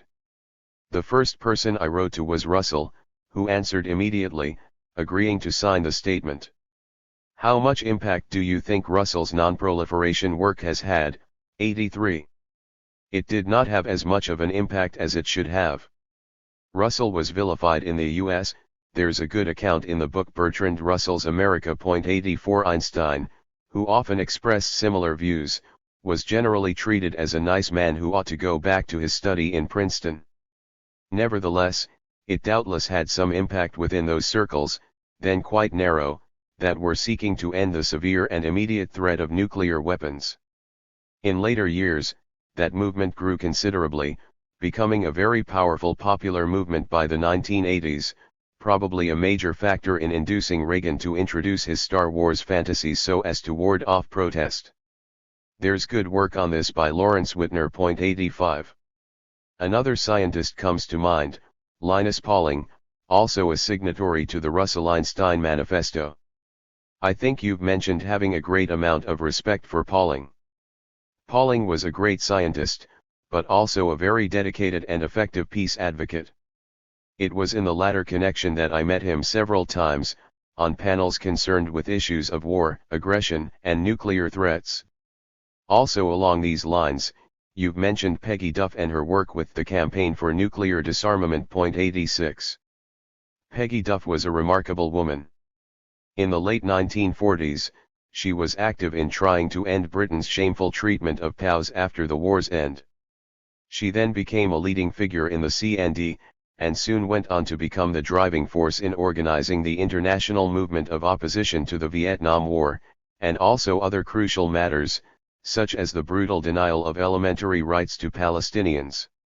She organized international conferences, and much else, and also published very valuable and informative studies of ongoing events, bringing out a great deal of material that was missing or distorted in the general media. 87. By rights, she should have won the Nobel Peace Prize. The statement you mentioned, a call to resist illegitimate authority, was at the heart of a legal case in which you were named a co-conspirator. Is this the same incident of potential imprisonment that prompted your wife Carol to go back to school in case she had to become the sole breadwinner? 88. Well, before the trials were announced, it was likely that the government would prosecute those who they regarded mostly wrongly as leaders of the resistance. That's why Carol went back to school after 16 years. We had 3 kids to support. I was an unindicted co-conspirator in the first trial, but on the opening day the prosecuting attorney announced that I would be the primary defendant in the next trial, eliciting an objection from defense counsel. The reason why I was a co-conspirator and others were conspirators was comical, but in fact the entire government case was worthy of the Marx Brothers, and provided some interesting insight into the incapacity of the political police to comprehend dissent and resistance. 89. Pauling said of his non-proliferation work, as scientists we have knowledge of the dangers involved and therefore a special responsibility to make these dangers known. 90. It seems that being honest with the science is not enough, that one has to also be engaged in international affairs and have a willingness to explore alternative definitions of what security means. Perhaps it could even be described as possessing a social direction that is different from the aspirations of politicians and others in the expert class. It illustrates a basic moral principle. Privilege confers opportunity, and opportunity confers responsibility. Expert knowledge is one component of privilege. Politicians may sometimes have special knowledge, but that cannot be assumed. Russell, Pauling, Duff, and others like them had integrity, and were willing to act in accord with decent values. In every society I know of since classical times there have been honest dissidents, usually a fringe, almost always punished in one or another way. The kind of punishment depends on the nature of the society. In contrast, obedience and subordination to power are typically honored within the society, even though often condemned by history, or in enemy states. Point 91. In 1967 George Steiner wrote an open letter in reference to your essay, The Responsibility of Intellectuals. His letter and your response were published together in the New York Review of Books. Is there anything memorable or significant to you about that exchange? 92. What is significant is that it took place. There was a good deal of soul-searching then, primarily among young people, about the course to follow as the Vietnam War moved on from major war crime to utter obscenity. And it reached to a certain extent to privileged intellectuals, the kind of people who read and wrote in the review. One question proper, and difficult was whether to move on from protest to direct resistance, with all of its uncertainties and likely personal costs. Actually I'd been involved in it for several years before, in a tamer version, efforts to organize a national tax resistance campaign in protest against the war. But by 1967, things were moving to a new stage. What has changed and what has stayed the same since 1967? One important change is that there have been a lot of victories, sometimes reaching to issues that were barely on the agenda not very long ago, like gay rights. And consciousness has greatly changed in many domains. Easy to list: rights of minorities, women, even rights of nature, opposition to aggression and terror, and much else. It's instructive to look back to see the horrendous atrocities that were easily tolerated then, but not today. It's also instructive to look back at some of the dramatic moments of the 60s, for example Paul Potter's SDS speech at the first major mobilization in 1965, where he roused the crowd by declaring that the time had come to name the system. He couldn't go on to name it, though now there would be no such hesitation. He opened by saying that most of us grew up thinking that the United States was a strong but humble nation, that involved itself in world affairs only reluctantly, that respected the integrity of other nations and other systems, and that engaged in wars only as a last resort. 93 Few young activists would say that now. The achievements of the activism of the 60s and their aftermath leave a significant legacy. It is possible to go on to take up what was cut off then. The fate of the civil rights movement is worth remembering. In the standard version, it peaked in 1963 with the March on Washington and Martin Luther King's I Have a Dream speech. That's the usual focus of the rhetoric on Milk Day. But King didn't go home then. He went on to confront the burning issues of the day, the Vietnam War and the plight of the poor, with organizing in urban Chicago and elsewhere. 94 The luster quickly dimmed among Northern liberals. It's fine to condemn racist Alabama sheriffs, but state crimes and class issues are off limits. Few remember King's speech in 1968, shortly before he was assassinated. He was in Memphis, Tennessee, supporting a strike of sanitation workers, and was intending to lead a march on Washington to found a movement of the poor and to call for meaningful legislation to address their plight. 95 The march took place, led by his widow, Coretta King. It passed through the sites of bitter struggle in the South and reached Washington, where the marchers set up a tent encampment, Resurrection City. 96 On orders of the most liberal administration since FDR, it was raided and destroyed by the police in the middle of the night, and the marchers were driven out of Washington. The unfulfilled tasks remain, by now with new urgency after the disastrous economic policies of the past generation. And they can be undertaken from a higher plane. Many of the old difficulties remain. Movements arise and grow and disappear, leaving little organizational structure or memory. Most activism begins from almost zero. It also tends to be separated from other initiatives in a highly atomized society that is in some ways demoralized and frightened, despite its extraordinary wealth, privilege, and opportunities. And there are now questions of decent survival that cannot be shunted aside, the persistent danger of nuclear war, and the threat of environmental disaster, already approaching, and likely to become far more severe if we persist on our present course of denial. 8. MAD, Mutually Assured Dependence.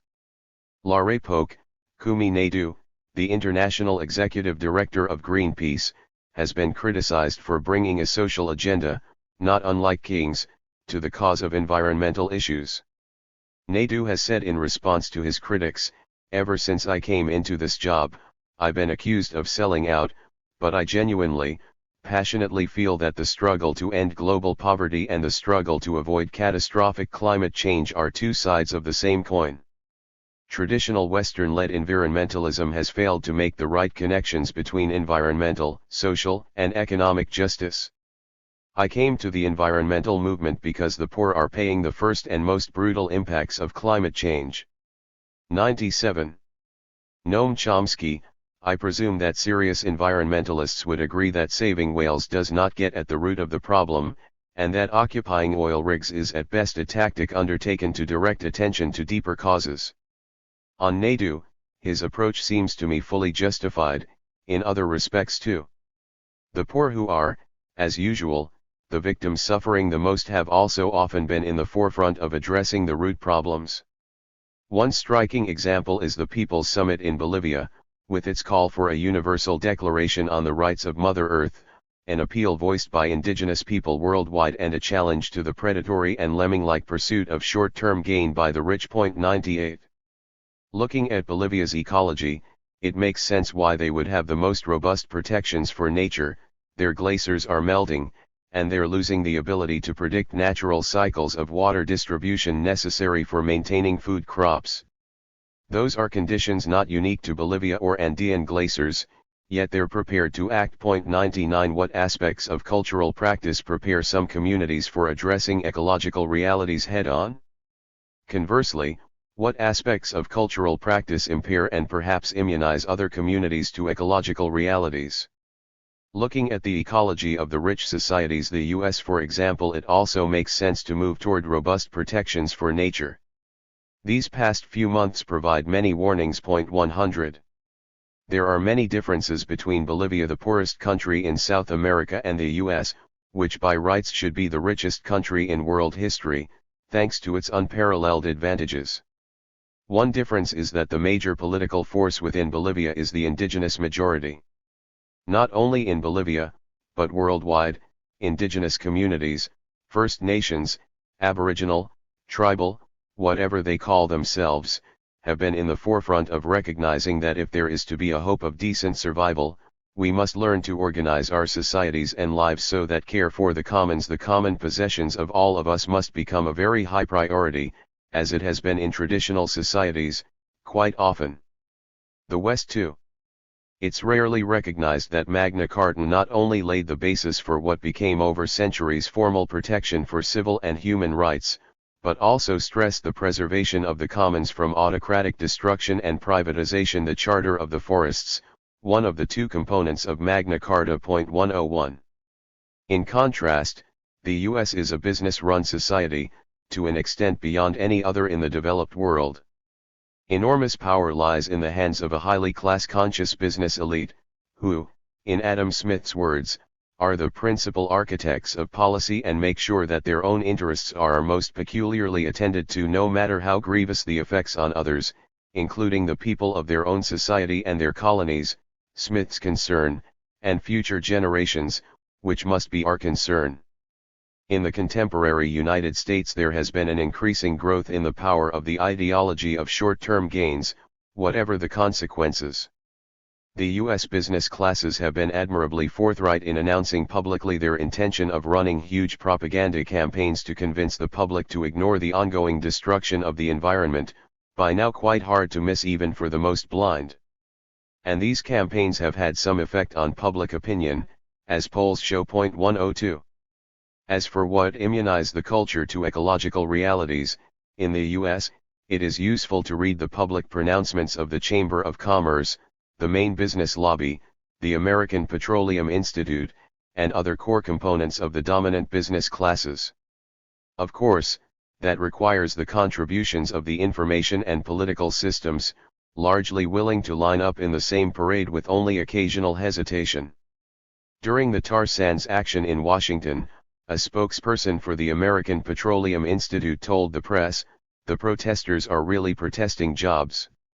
What do you make of API's statement?" 103. The translation of the API statement to English is easy. The tar sands action is protesting an initiative that will severely harm local environments and accelerate the global rush to disaster while putting plenty of bucks in our pockets for us to hoard or spend while we watch the ship sinking. From what I know of the tar sands action, it consists of people whose priorities are virtually the opposite of the API's. They want to maintain an environment in which people can live decent lives, to protect their grandchildren from disaster, and to create far more good jobs by using the ample resources available to develop a sustainable energy future while also rebuilding a decaying society and turning it to different and far more healthy directions. 104 But, admittedly, they have inadequate concern for the bulging profits of the super-rich and their desperate need to run the world to the ground. The lack of serious media attention seems to me to fall into the normal pattern of downplaying the threat of global warming, along with general dislike of popular activism, which might revitalize democracy and threaten elite control. As for the former pattern, it is standard. Open the morning's paper and it is likely to be illustrated.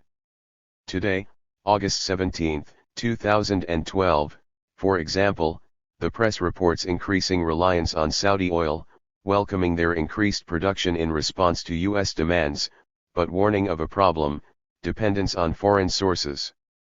Fortunately, the report continues, the problem is only temporary because we will soon have massive supplies from Canadian tar sands and expansion of drilling in the Gulf of Mexico while also accelerating the race toward environmental catastrophe, a topic too insignificant to mention. 105. On the big twin threats of nuclear weapons and climate change and the fallacy of a limited nuclear war, activist and physicist Lawrence Krauss wrote, recent studies have concluded that even a limited nuclear exchange between Pakistan and India, for example involving perhaps 100 warheads, would significantly disrupt the global climate for at least a decade and would kick at least 5 million tons of smoke into the stratosphere. Estimates suggest this would potentially lead to the death of up to 1 billion people because of the effect of the smoke on global agriculture. 106. Any concluding comments on the threat of nuclear war in a world already challenged by ecological collapse? 60 years ago President Eisenhower warned that a major war would destroy the Northern Hemisphere. 107. Notwithstanding his warning, a few years later President Kennedy was willing to face his subjective probability of 1/3 to 1/2 of nuclear war to establish the principle that we have the right to ring the USSR with missiles and military bases, but they do not have the right to place their first missiles beyond its borders, in Cuba, then being subjected to a brutal terrorist attack. That was scheduled to lead to invasion in the month when the missiles were secretly dispatched. 108. That was the essence of the issue. We escaped that time, but it was not the last. A decade later, in 1973, Henry Kissinger called a high-level nuclear alert to warn the Russians to keep their hands off when he was informing Israeli leaders that they could violate with impunity a ceasefire established under Russian auspices. So we have just learned from declassified documents. 109. 10 years later, Reaganite adventurism, probing Russian defenses at their borders, led a serious war scare as Russia feared an imminent nuclear attack. 110. There have been all too many cases of programmed missile attacks aborted by human intervention minutes before launch, and while we don't have Russian records, it's likely that their performance is worse. Right now President Obama is planning to establish an anti-missile system recognized on all sides to be a potential first strike weapon close to the Russian border, leading them to enhance their offensive weapons capacity. 111. According to the German press, Israel right now is loading nuclear-tipped missiles on the advanced new submarines that Germany has transferred to Israel, in the full knowledge that they are likely to be deployed in the Persian Gulf as part of the threat of escalated war against Iran. 112. And there is much more. All of these crises can be mitigated or overcome. Many of the major barriers to doing so are right at home, a fortunate situation, because these are the factors that we can best hope to influence. Hardly easy, but not impossible. Those who choose to know, do know. The current issue of the Journal of the American Academy of Arts and Sciences is devoted to the exciting prospects for science in the 21st century. The distinguished scientist who introduces the collection reviews these possibilities, adding, rather plaintively, if we can manage to avoid total human disaster resulting from societal and environmental challenges, matters that in fact demand our most serious and immediate attention. 113. Bolivian campesinos understand. 114. Appendix 1. Conversation between Gen. Groves and Lt. Col. Laray, August 25, 1945. On September 12, 1945, the New York Times published a front-page story by William L. Lawrence, U.S. atom bomb site belies Tokyo tales. The story and the transcript below have a direct correlation. Lawrence's report downplays radiation as the cause of death and suffering as a result of the atomic bombs dropped on Hiroshima and Nagasaki, and portrays symptoms described by the Japanese as propaganda meant to solicit sympathy. Lawrence had been hired in March 1945 by the U.S. War Department to write official statements and news stories. In 1946 he won a Pulitzer for a series of 10 articles appearing in the New York Times on the significance of the atomic bomb. Top secret. Memorandum of telephone conversation between General Groves and Lt. Col. Laray, Oak Ridge Hospital, 9 a.m., August 25, 1945. G. Which fatally burned 30,000 victims during the first 2 weeks following its explosion. R. Ultraviolet, is that the word? G. Yes. R. That's kind of crazy. G. Of course, it's crazy. A doctor like me can tell that. The death toll at Hiroshima and at Nagasaki, the other Japanese city blasted atomically, is still rising, the broadcast said. Radio Tokyo described Hiroshima as a city of death. 90% of its houses, in which 250,000 had lived, were instantly crushed. I don't understand the 250,000 because it had a much bigger population a number of years ago before the war started, and it was a military city. Now it is peopled by Ghost Parade, the living doomed to die of radioactivity burns. R. Let me interrupt you here a minute. I would say this, I think it's good propaganda. The thing is, these people got good and burned good thermal burns. Gee, that's the feeling I have. Let me go on here and give you the rest of the picture.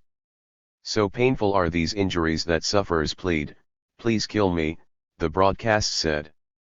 No one can ever completely recover. R. This has been in our paper, too, last night. Gee, then it goes on. Radioactivity caused by the fission of the uranium used in atomic bombs is taking a toll of mounting deaths and causing reconstruction workers in Hiroshima to suffer various sicknesses and ill health. R. I would say this, you yourself, as far as radioactivity is concerned, it isn't anything immediate, it's a prolonged thing. I think what these people have, they just got a good thermal burn, that's what it is. A lot of these people, first of all, they don't notice it much. You may get burned and you may have a little redness, but in a couple of days you may have a big blister or a sloughing of the skin, and I think that is what these people have had. Gee, that is brought out a little later on. Now it says here, a special news correspondent of the Japs said that 3 days after the bomb fell, there were 30,000 dead, and 2 weeks later the death toll had mounted to 60,000 and is continuing to rise. One thing is they are finding the bodies. R. They are getting the delayed action of the burn. For instance, at the Coconut Grove, they didn't all die at once, you know, they were dying for a month afterward. Gee, now then, he says, this is the thing I wanted to ask you about, particularly an examination of soldiers working on reconstruction projects 1 week after the bombing showed that their white corpuscles had diminished by half and a severe deficiency of red corpuscles. R. I read that, too. I think there's something who come sick about that. G. Would they both go down? R. They may, yes they may, but that's awfully quick, pretty terrifically quick. Of course, it depends, but I wonder if you aren't getting a good dose of propaganda. G. Of course, we are getting a good dose of propaganda, due to the idiotic performance of the scientists and another one who is also on the project, and the newspapers and the radio wanting news. R. Of course, those Jap scientists over there aren't so dumb either, and they are making a play on this, too. They evidently know what the possibility is. Personally, I discounted an awful lot of it, as it's too early, and in the second place, I think that a lot of these deaths they are getting are just delayed thermal burns. Gee, you see what we are faced with. Matthias is having trouble holding his people out there. R. Do you want me to get you some real straight dope on this, just how it affects them, and call you back in a bit? Gee, that's true, that's what I want. Did you also see anything about the Geiger counter? It says that the fact that the uranium had permeated into the ground has been easily ascertained by using a Geiger counter, and it has been disclosed that the uranium used in the atomic bomb is harmful to human bodies. Then it talks about this, which is just the thing that we thought: the majority of injured persons received burns from powerful ultraviolet rays, and those within a 2-kilometer radius from the center received burns 2 or 3 times, which, I suppose, is second or third degree. Those within 3 to 4 kilometers received burns to the extent that their skin is burned bright red, but if these burns are caused by ultraviolet, they hardly felt the heat at that time. Later, however, blisters formed resulting in dropsy. R. That's why I say it's got to be a thermal burn. G. Then they talk about the burned portions of the bodies are infected from the inside. R. Well, of course, any burn is potentially an infected wound. We treat any burn as an infected wound. I think you had better get the anti-propagandists out. G. We can't, you see, because the whole damage has been done by our own people. There is nothing we can do except sit tight. The reason I am calling you is because we can't get hold of Ferry, and because I might be asked at any time and I would like to be able to answer. Did you see about the army men who had received burns on reconstruction? Examination of 33 servicemen, of whom 10 had received burns in reconstruction projects, 1 week after the bombing took place, showed those with burns had 3,150 white corpuscles, and others, who were apparently healthy, had 3,800, compared to the ordinary healthy person who has 7,000 to 8,000. This is a drastic decrease. Comes over from Tokyo. On the other hand, servicemen with burns had only 3 million red corpuscles, and others apparently healthy had just a little bit more when compared to 4,500,000 to 5 million in the ordinary healthy person. What is that measured by? R. You go by cubic millimeters. I would say this right off the bat: anybody with burns, the red count goes down after a while, and the white count may go down, too, just from an ordinary burn. I can't get too excited about that. Gee, we are not bothered a bit, excepting for what they are trying to do is create sympathy. The sad part of it all is that an American started them off. R. Let me look it up and I'll give you some straight dope on it. Gee, this is the kind of thing that hurts us. The Japanese, who were reported today by Tokyo Radio, to have died mysteriously a few days after the atomic bomb blast, probably were the victims of a phenomenon which is well known in the great radiation laboratories of America. That, of course, is what does us the damage. R. I would say this: you will have to get some bigwig to put a counter-statement in the paper. Source: National Security Archive. Appendix 2. Flyer for UCPV event, October 10, 1967. This event, hosted by the academic community of Montreal, demonstrates the transnational involvement in resistance to the war in Vietnam. It was one of several events where Chomsky and Pauling were co-participants. Noam Chomsky. Linus Pauling. Date: Tuesday, October 10. Time: 8 p.m., come early to be assured a seat. Place, Loyola College, Main Auditorium, 7141 Sherbrooke Street West near Montreal West Station. Admission, 50 cents donation. Master of Ceremony, Professor Jeffrey Adams. The Vietnam War, what is to be done? Noam Chomsky, presently, Professor of Modern Languages and Linguistics, MIT, consulting editor of Ramparts, author of books and articles on linguistics, also the responsibility of intellectuals in New York Review of Books, February, 1967. Linus Pauling, Nobel Prize for Chemistry, 1954, Nobel Prize for Peace, 1962, taught in Chemistry Department, California Institute of Technology, Pasadena, 1922-64, Research Professor, Center for the Study of Democratic Institutions, 1963-67, author of numerous articles and books including No More War, 1958. Sponsored by the university's Committee for Peace in Vietnam. The UCPV was formed in order to coordinate the efforts of that part of the academic community of Montreal interested in working toward the goal of a peaceful solution to the Vietnam War. Formed last March, its activities have included the holding of public meetings, citywide leafleting, aid to American war resistors, lobbying and the support of anti-war demonstrations. Its members are drawn from the teaching and professional staffs of Loyola College, McGill University, Sir George Williams University and Université de Montréal. Inquiries may be addressed to George Lermer, 5067 Bourassa, Pierrefonds, PQ. Source, Special Collections and Archives Research Center, Oregon State University. Appendix 3. Scientists condemn the destruction of crops in Vietnam, January 21, 1966. In response to a front-page article in the New York Times, U.S. spray planes destroy rice in Viet Cong territory, a small group circulated a petition denouncing the destruction of food crops. The petition classifies the activity as indiscriminate chemical warfare and warns such practices would encourage other countries to employ similar tactics. Almost a year later, more than 5,000 scientists signed a similar petition calling for a ban on chemical and biological weapons. One of the lead authors of both petitions, Matthew S. Messelson, studied with Linus Pauling at Caltech.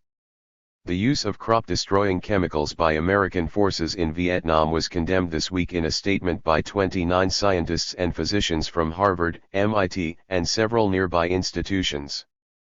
The statement made reference to a New York Times dispatch which reported that, as part of a large program of food denial to the Viet Cong, U.S. aircraft have been spraying rice crops with a commercial weed killer, identical with a popular brand that many Americans spray on their lawns.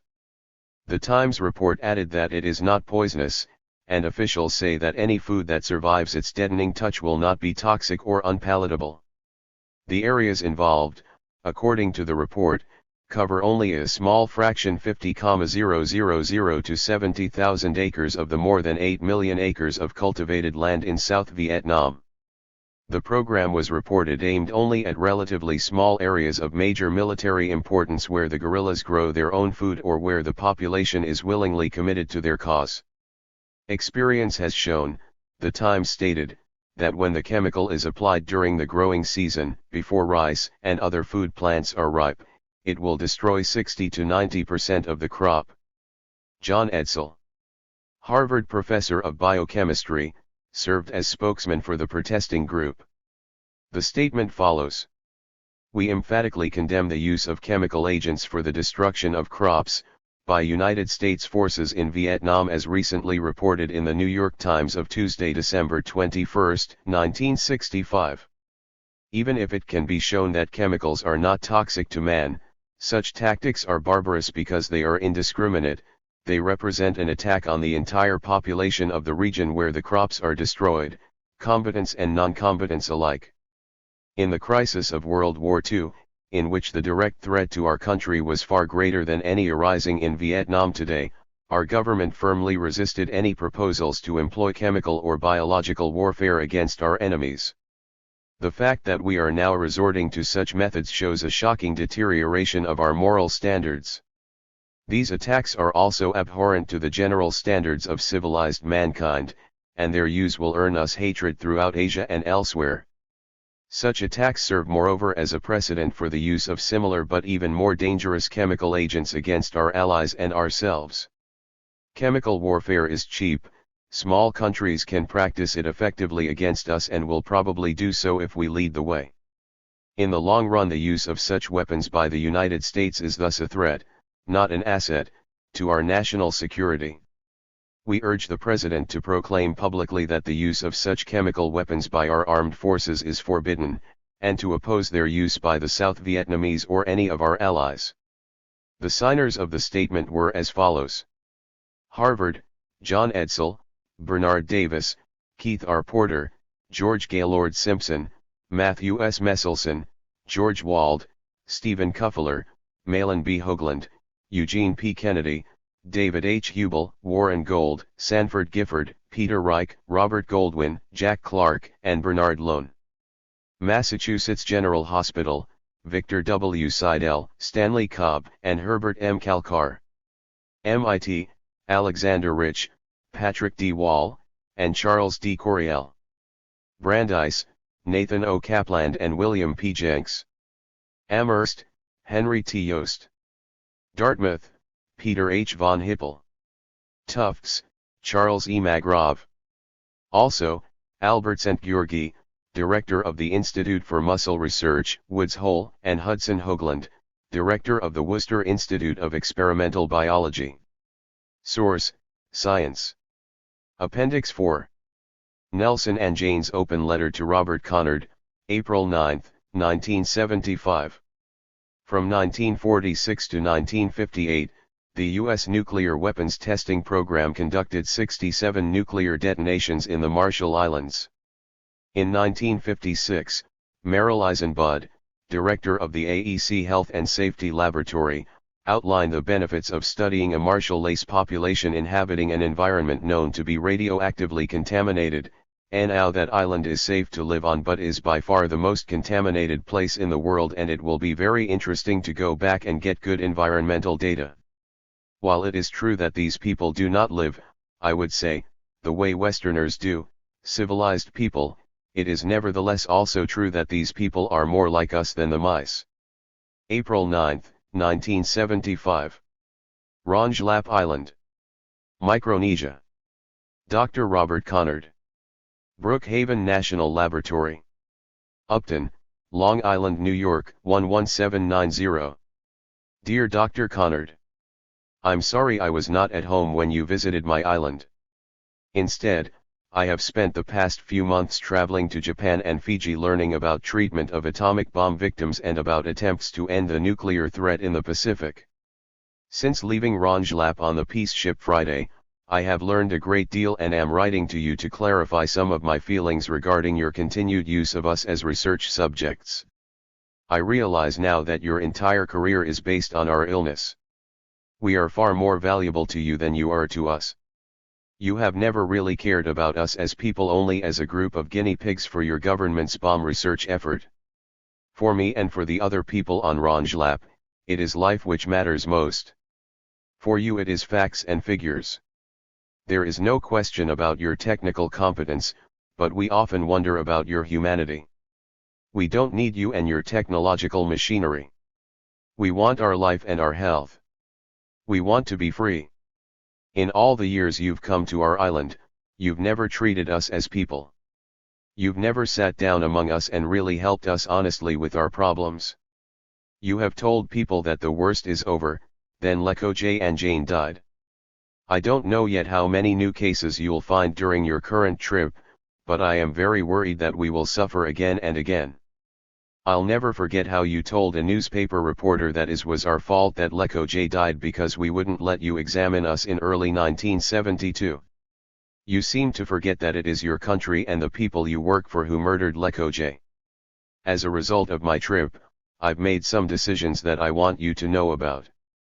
The main decision is that we do not want to see you again. We want medical care from doctors who care about us, not about collecting information for the US government's war makers. We want a doctor to live on our island permanently. We don't need medical care only when it is convenient for you to visit. We want to be able to see a doctor when we want to.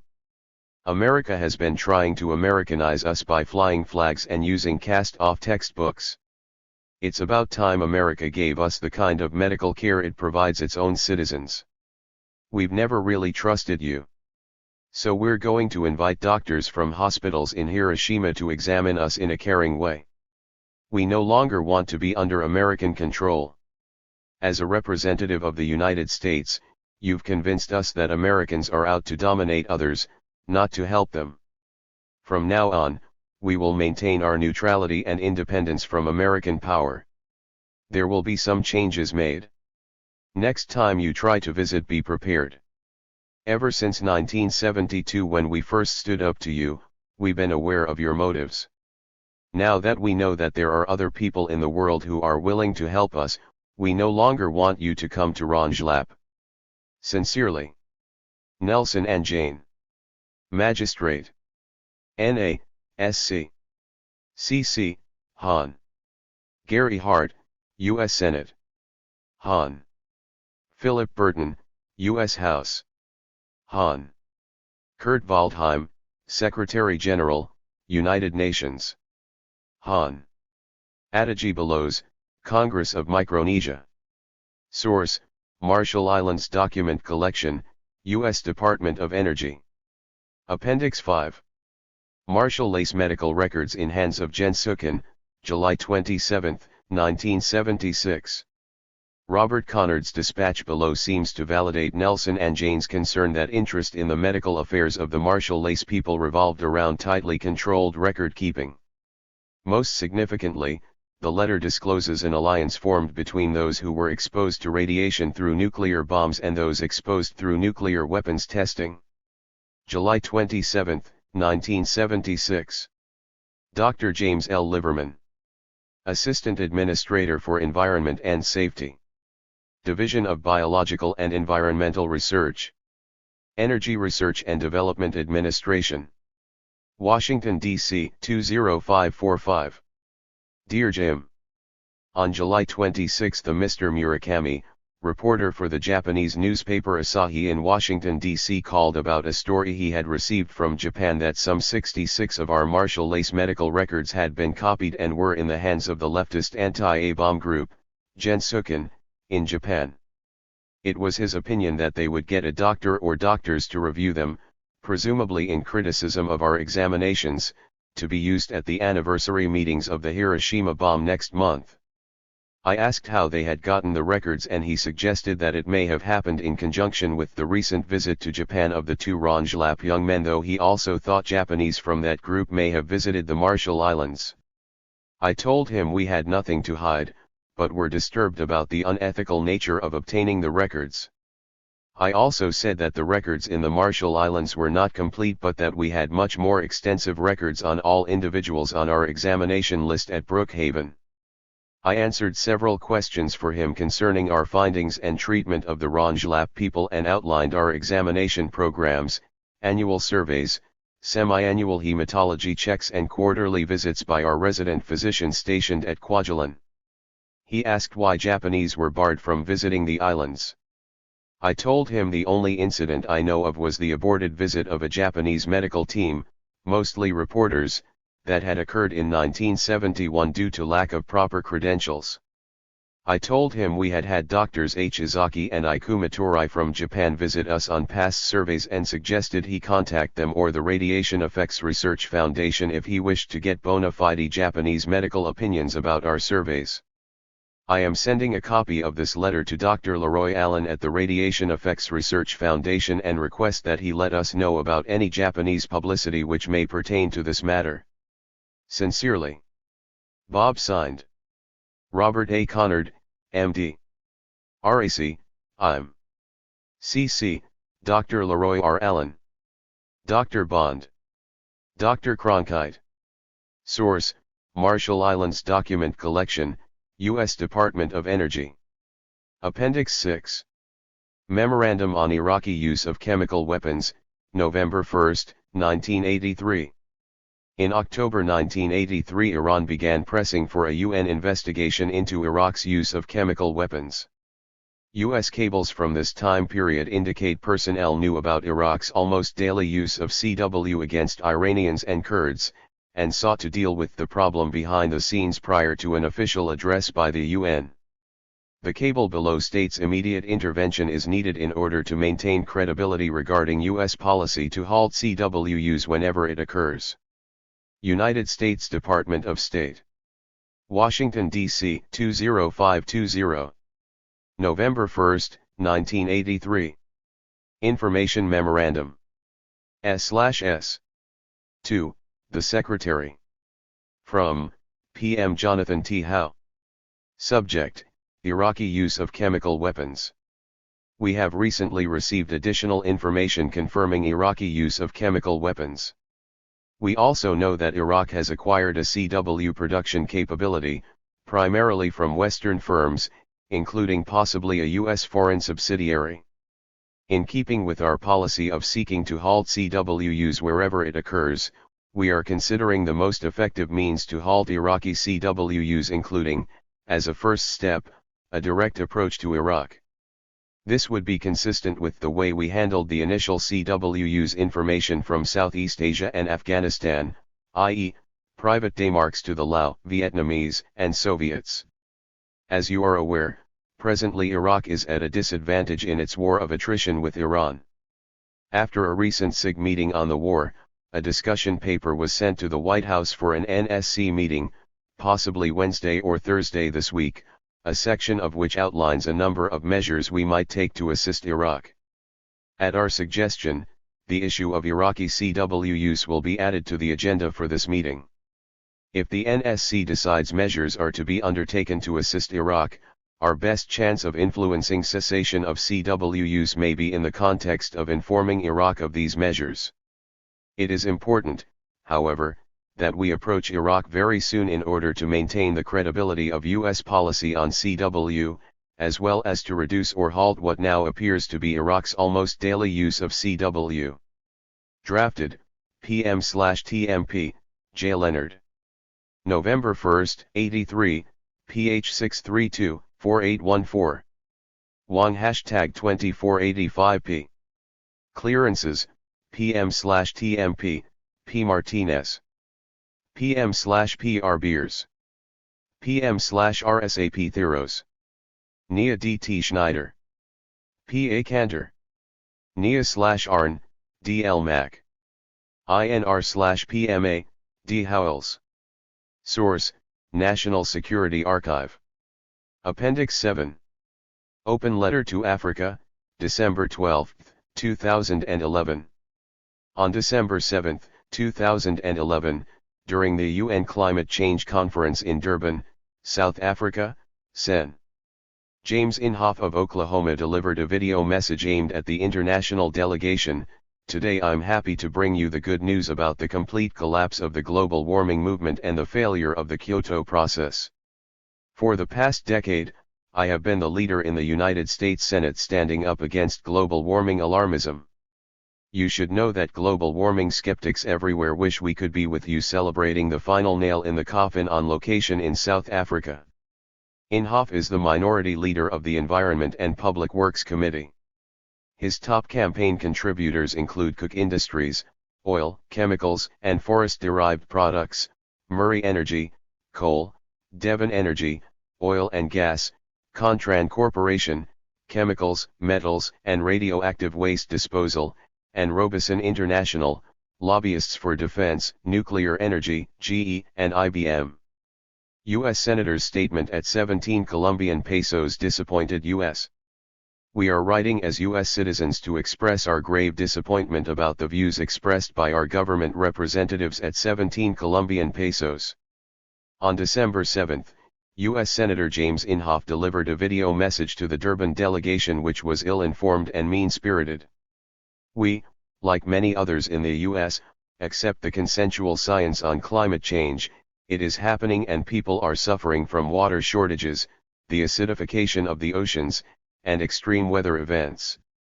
The carbon load in the atmosphere, caused mainly by fossil fuel combustion, is too great and must be reduced. This reduction must begin before 2020. While it is true that the US is a democracy, it is also true that Inhofe, who serves on a very powerful committee on environmental issues, continues to do the dirty work for industry. Industry interests are the main impediment to any necessary movement on climate change, which must happen on a global scale. It is more accurate to say we have a democracy that uses free elections to put in place known obstructionists, and a media that disproportionately gives a forum to economically driven ideology over sound science. Jack Mims and Laray Polk. Dallas. Source: Mercury, South Africa. Appendix 8. Anjali Appadurei's speech in Durban, December 9, 2011. On December 8, 2011, as U.S. climate negotiator Todd Stern took the stage at the UN Climate Change Conference, Abigail Bora, a Middlebury College student, stood up from the audience and gave a short speech before being escorted out by security. 2020 is too late to wait. We need an urgent path to a fair, ambitious, and legally binding treaty. You must take responsibility to act now, or you will threaten the lives of the youth and the world's most vulnerable. You must set aside partisan politics and let science dictate decisions.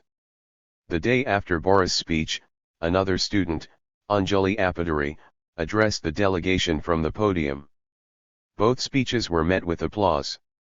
Amy Goodman: a number of protests are being held today at the climate change conference to protest the failure of world leaders to immediately agree to a deal of binding emissions cuts.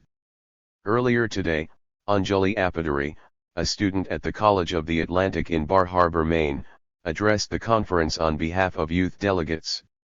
Chairperson: I'd now like to give the floor to Miss Anjali Appadurei with College of the Atlantic, who will speak on behalf of youth non-governmental organizations. Miss Appadurei, you have the floor. Anjali Appadurei: I speak for more than half the world's population. We are the silent majority. You've given us a seat in this hall, but our interests are not on the table. What does it take to get a stake in this game? Lobbyists. Corporate influence. Money. You've been negotiating all my life. In that time, you've failed to meet pledges, you've missed targets, and you've broken promises. But you've heard this all before. We're in Africa, home to communities on the front line of climate change. The world's poorest countries need funding for adaptation now. The Horn of Africa and those nearby in Kwamashu needed it yesterday. But as 2012 dawns, our Green Climate Fund remains empty. The International Energy Agency tells us we have 5 years until the window to avoid irreversible climate change closes. The science tells us that we have 5 years maximum. You're saying, give us 10. The most stark betrayal of your generation's responsibility to ours is that you call this ambition. Where is the courage in these rooms? Now is not the time for incremental action. In the long run, these will be seen as the defining moments of an era in which narrow self-interest prevailed over science, reason, and common compassion. There is real ambition in this room, but it's been dismissed as radical, deemed not politically possible. Stand with Africa. Long-term thinking is not radical. What's radical is to completely alter the planet's climate, to betray the future of my generation, and to condemn millions to death by climate change. What's radical is to write off the fact that change is within our reach. 2011 was the year in which the silent majority found their voice, the year when the bottom shook the top. 2011 was the year when the radical became reality. Common, but differentiated, and historical responsibility are not up for debate. Respect the foundational principles of this convention. Respect the integral values of humanity. Respect the future of your descendants. Mandela said, "It always seems impossible, until it's done." So, distinguished delegates and governments around the world, governments of the developed world, deep cuts now. Get it done. Mic check. People's mic check. Anjali Appadurei, mic check. People's mic Mic check. Anjali Appaduri, Equity Now. People's Mic, Equity Now. Anjali Appaduri, Equity Now. People's Mic, Equity Now. Anjali Appaduri, you've run out of excuses. People's Mic, you've run out of excuses. Anjali Appaduri, we're running out of time. People's Mic, we're running out of time. Anjali Appaduri, get it done. People's Mic, get it done. Anjali Appaduri, get it done. People's Mic, get it done. Anjali Appaduri, get it done. People's Mic, get it done. Chairperson, thank you, Miss Appaduri, who was speaking on behalf of half of the world's population, I think she said at the beginning. And on a purely personal note, I wonder why we let not speak half of the world's population first in this conference, but only last. Amy Goodman, that was a speech by Anjali Appaduri here in Durban at the UN Climate Change Talks. Just after her speech, as you heard, she led a mic check from the stage, a move inspired by the Occupy Wall Street protests around the world. This is Democracy Now!, democracynow.org, the War and Peace Report. I'm Amy Goodman, as we broadcast live from Durban, South Africa. Back in a moment. Source, Democracy Now! Appendix 9. Point Hope Protest Letter to JFK, March 3, 1961. The Iñupiat, one of the oldest continuous communities in North America, successfully protested Edward Teller's Project Chariot, a scheme to carve out an Alaskan harbor with nuclear explosives in the 1960s. The community faces similar risks today as Shell moves forward with its exploration for crude in the Chukchi and Beaufort Seas. Critics say the extreme weather conditions of the Arctic and an inadequate oil spill response plan is a disaster in the making. Point Hope, Alaska. March 3, 1961. Mr. John F. Kennedy, President of the United States. Washington, D.C. Dear Mr. President, we the Health Council of Point Hope and the residents of the village don't like to see the blast at Cape Thompson. We want to go on record as protesting the Chariot project because it is too close to our homes at Point Hope and to our hunting and fishing areas. All the 4 seasons, each month, we get what we need for living. In December, January, February, and even March, we get the polar bear, seals, tomcod, oagruk bearded seal, walrus, fox, and caribou. In March we also get crabs. In April, May, and June, we hunt whales, ducks, seals, white beluga, and oagruk. In July we collect crowbell eggs from Cape Thompson and Cape Lisburne and store them for the summer. In the summer we get some seals, oagruk, white beluga, fish, ducks, and caribou.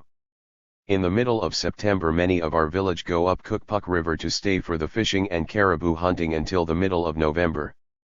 In November we get seals again and we need the seal blubber for our fuel. The hair seal skin we used for trading groceries from the store. The ice we get for our drinking water during the winter is about 12 miles off from the village towards Cape Thompson. We melt snow also to drink and for washing. In spring, May, and June we used ocean ice. In the summer we get our water from the village well. We are concerned about the health of our children and the mothers-to-be after the explosion. We read about the accumulative and retained isotope burden in man that must be considered. We also know about strontium-90, how it might harm people if too much of it got in our body. We have seen the summary reports of 1960, National Academy of Sciences on the biological effects of atomic radiation. We are deeply concerned about the health of our people now and for the future that is coming. The signatures on page 2 accompanying this letter are the names of residents of the village of Point Hope who share this concern and wish to express their protest against Project Chariot. Sincerely yours. Officers and members of Point Hope Village Health Council. Source, U.S. Department of Energy.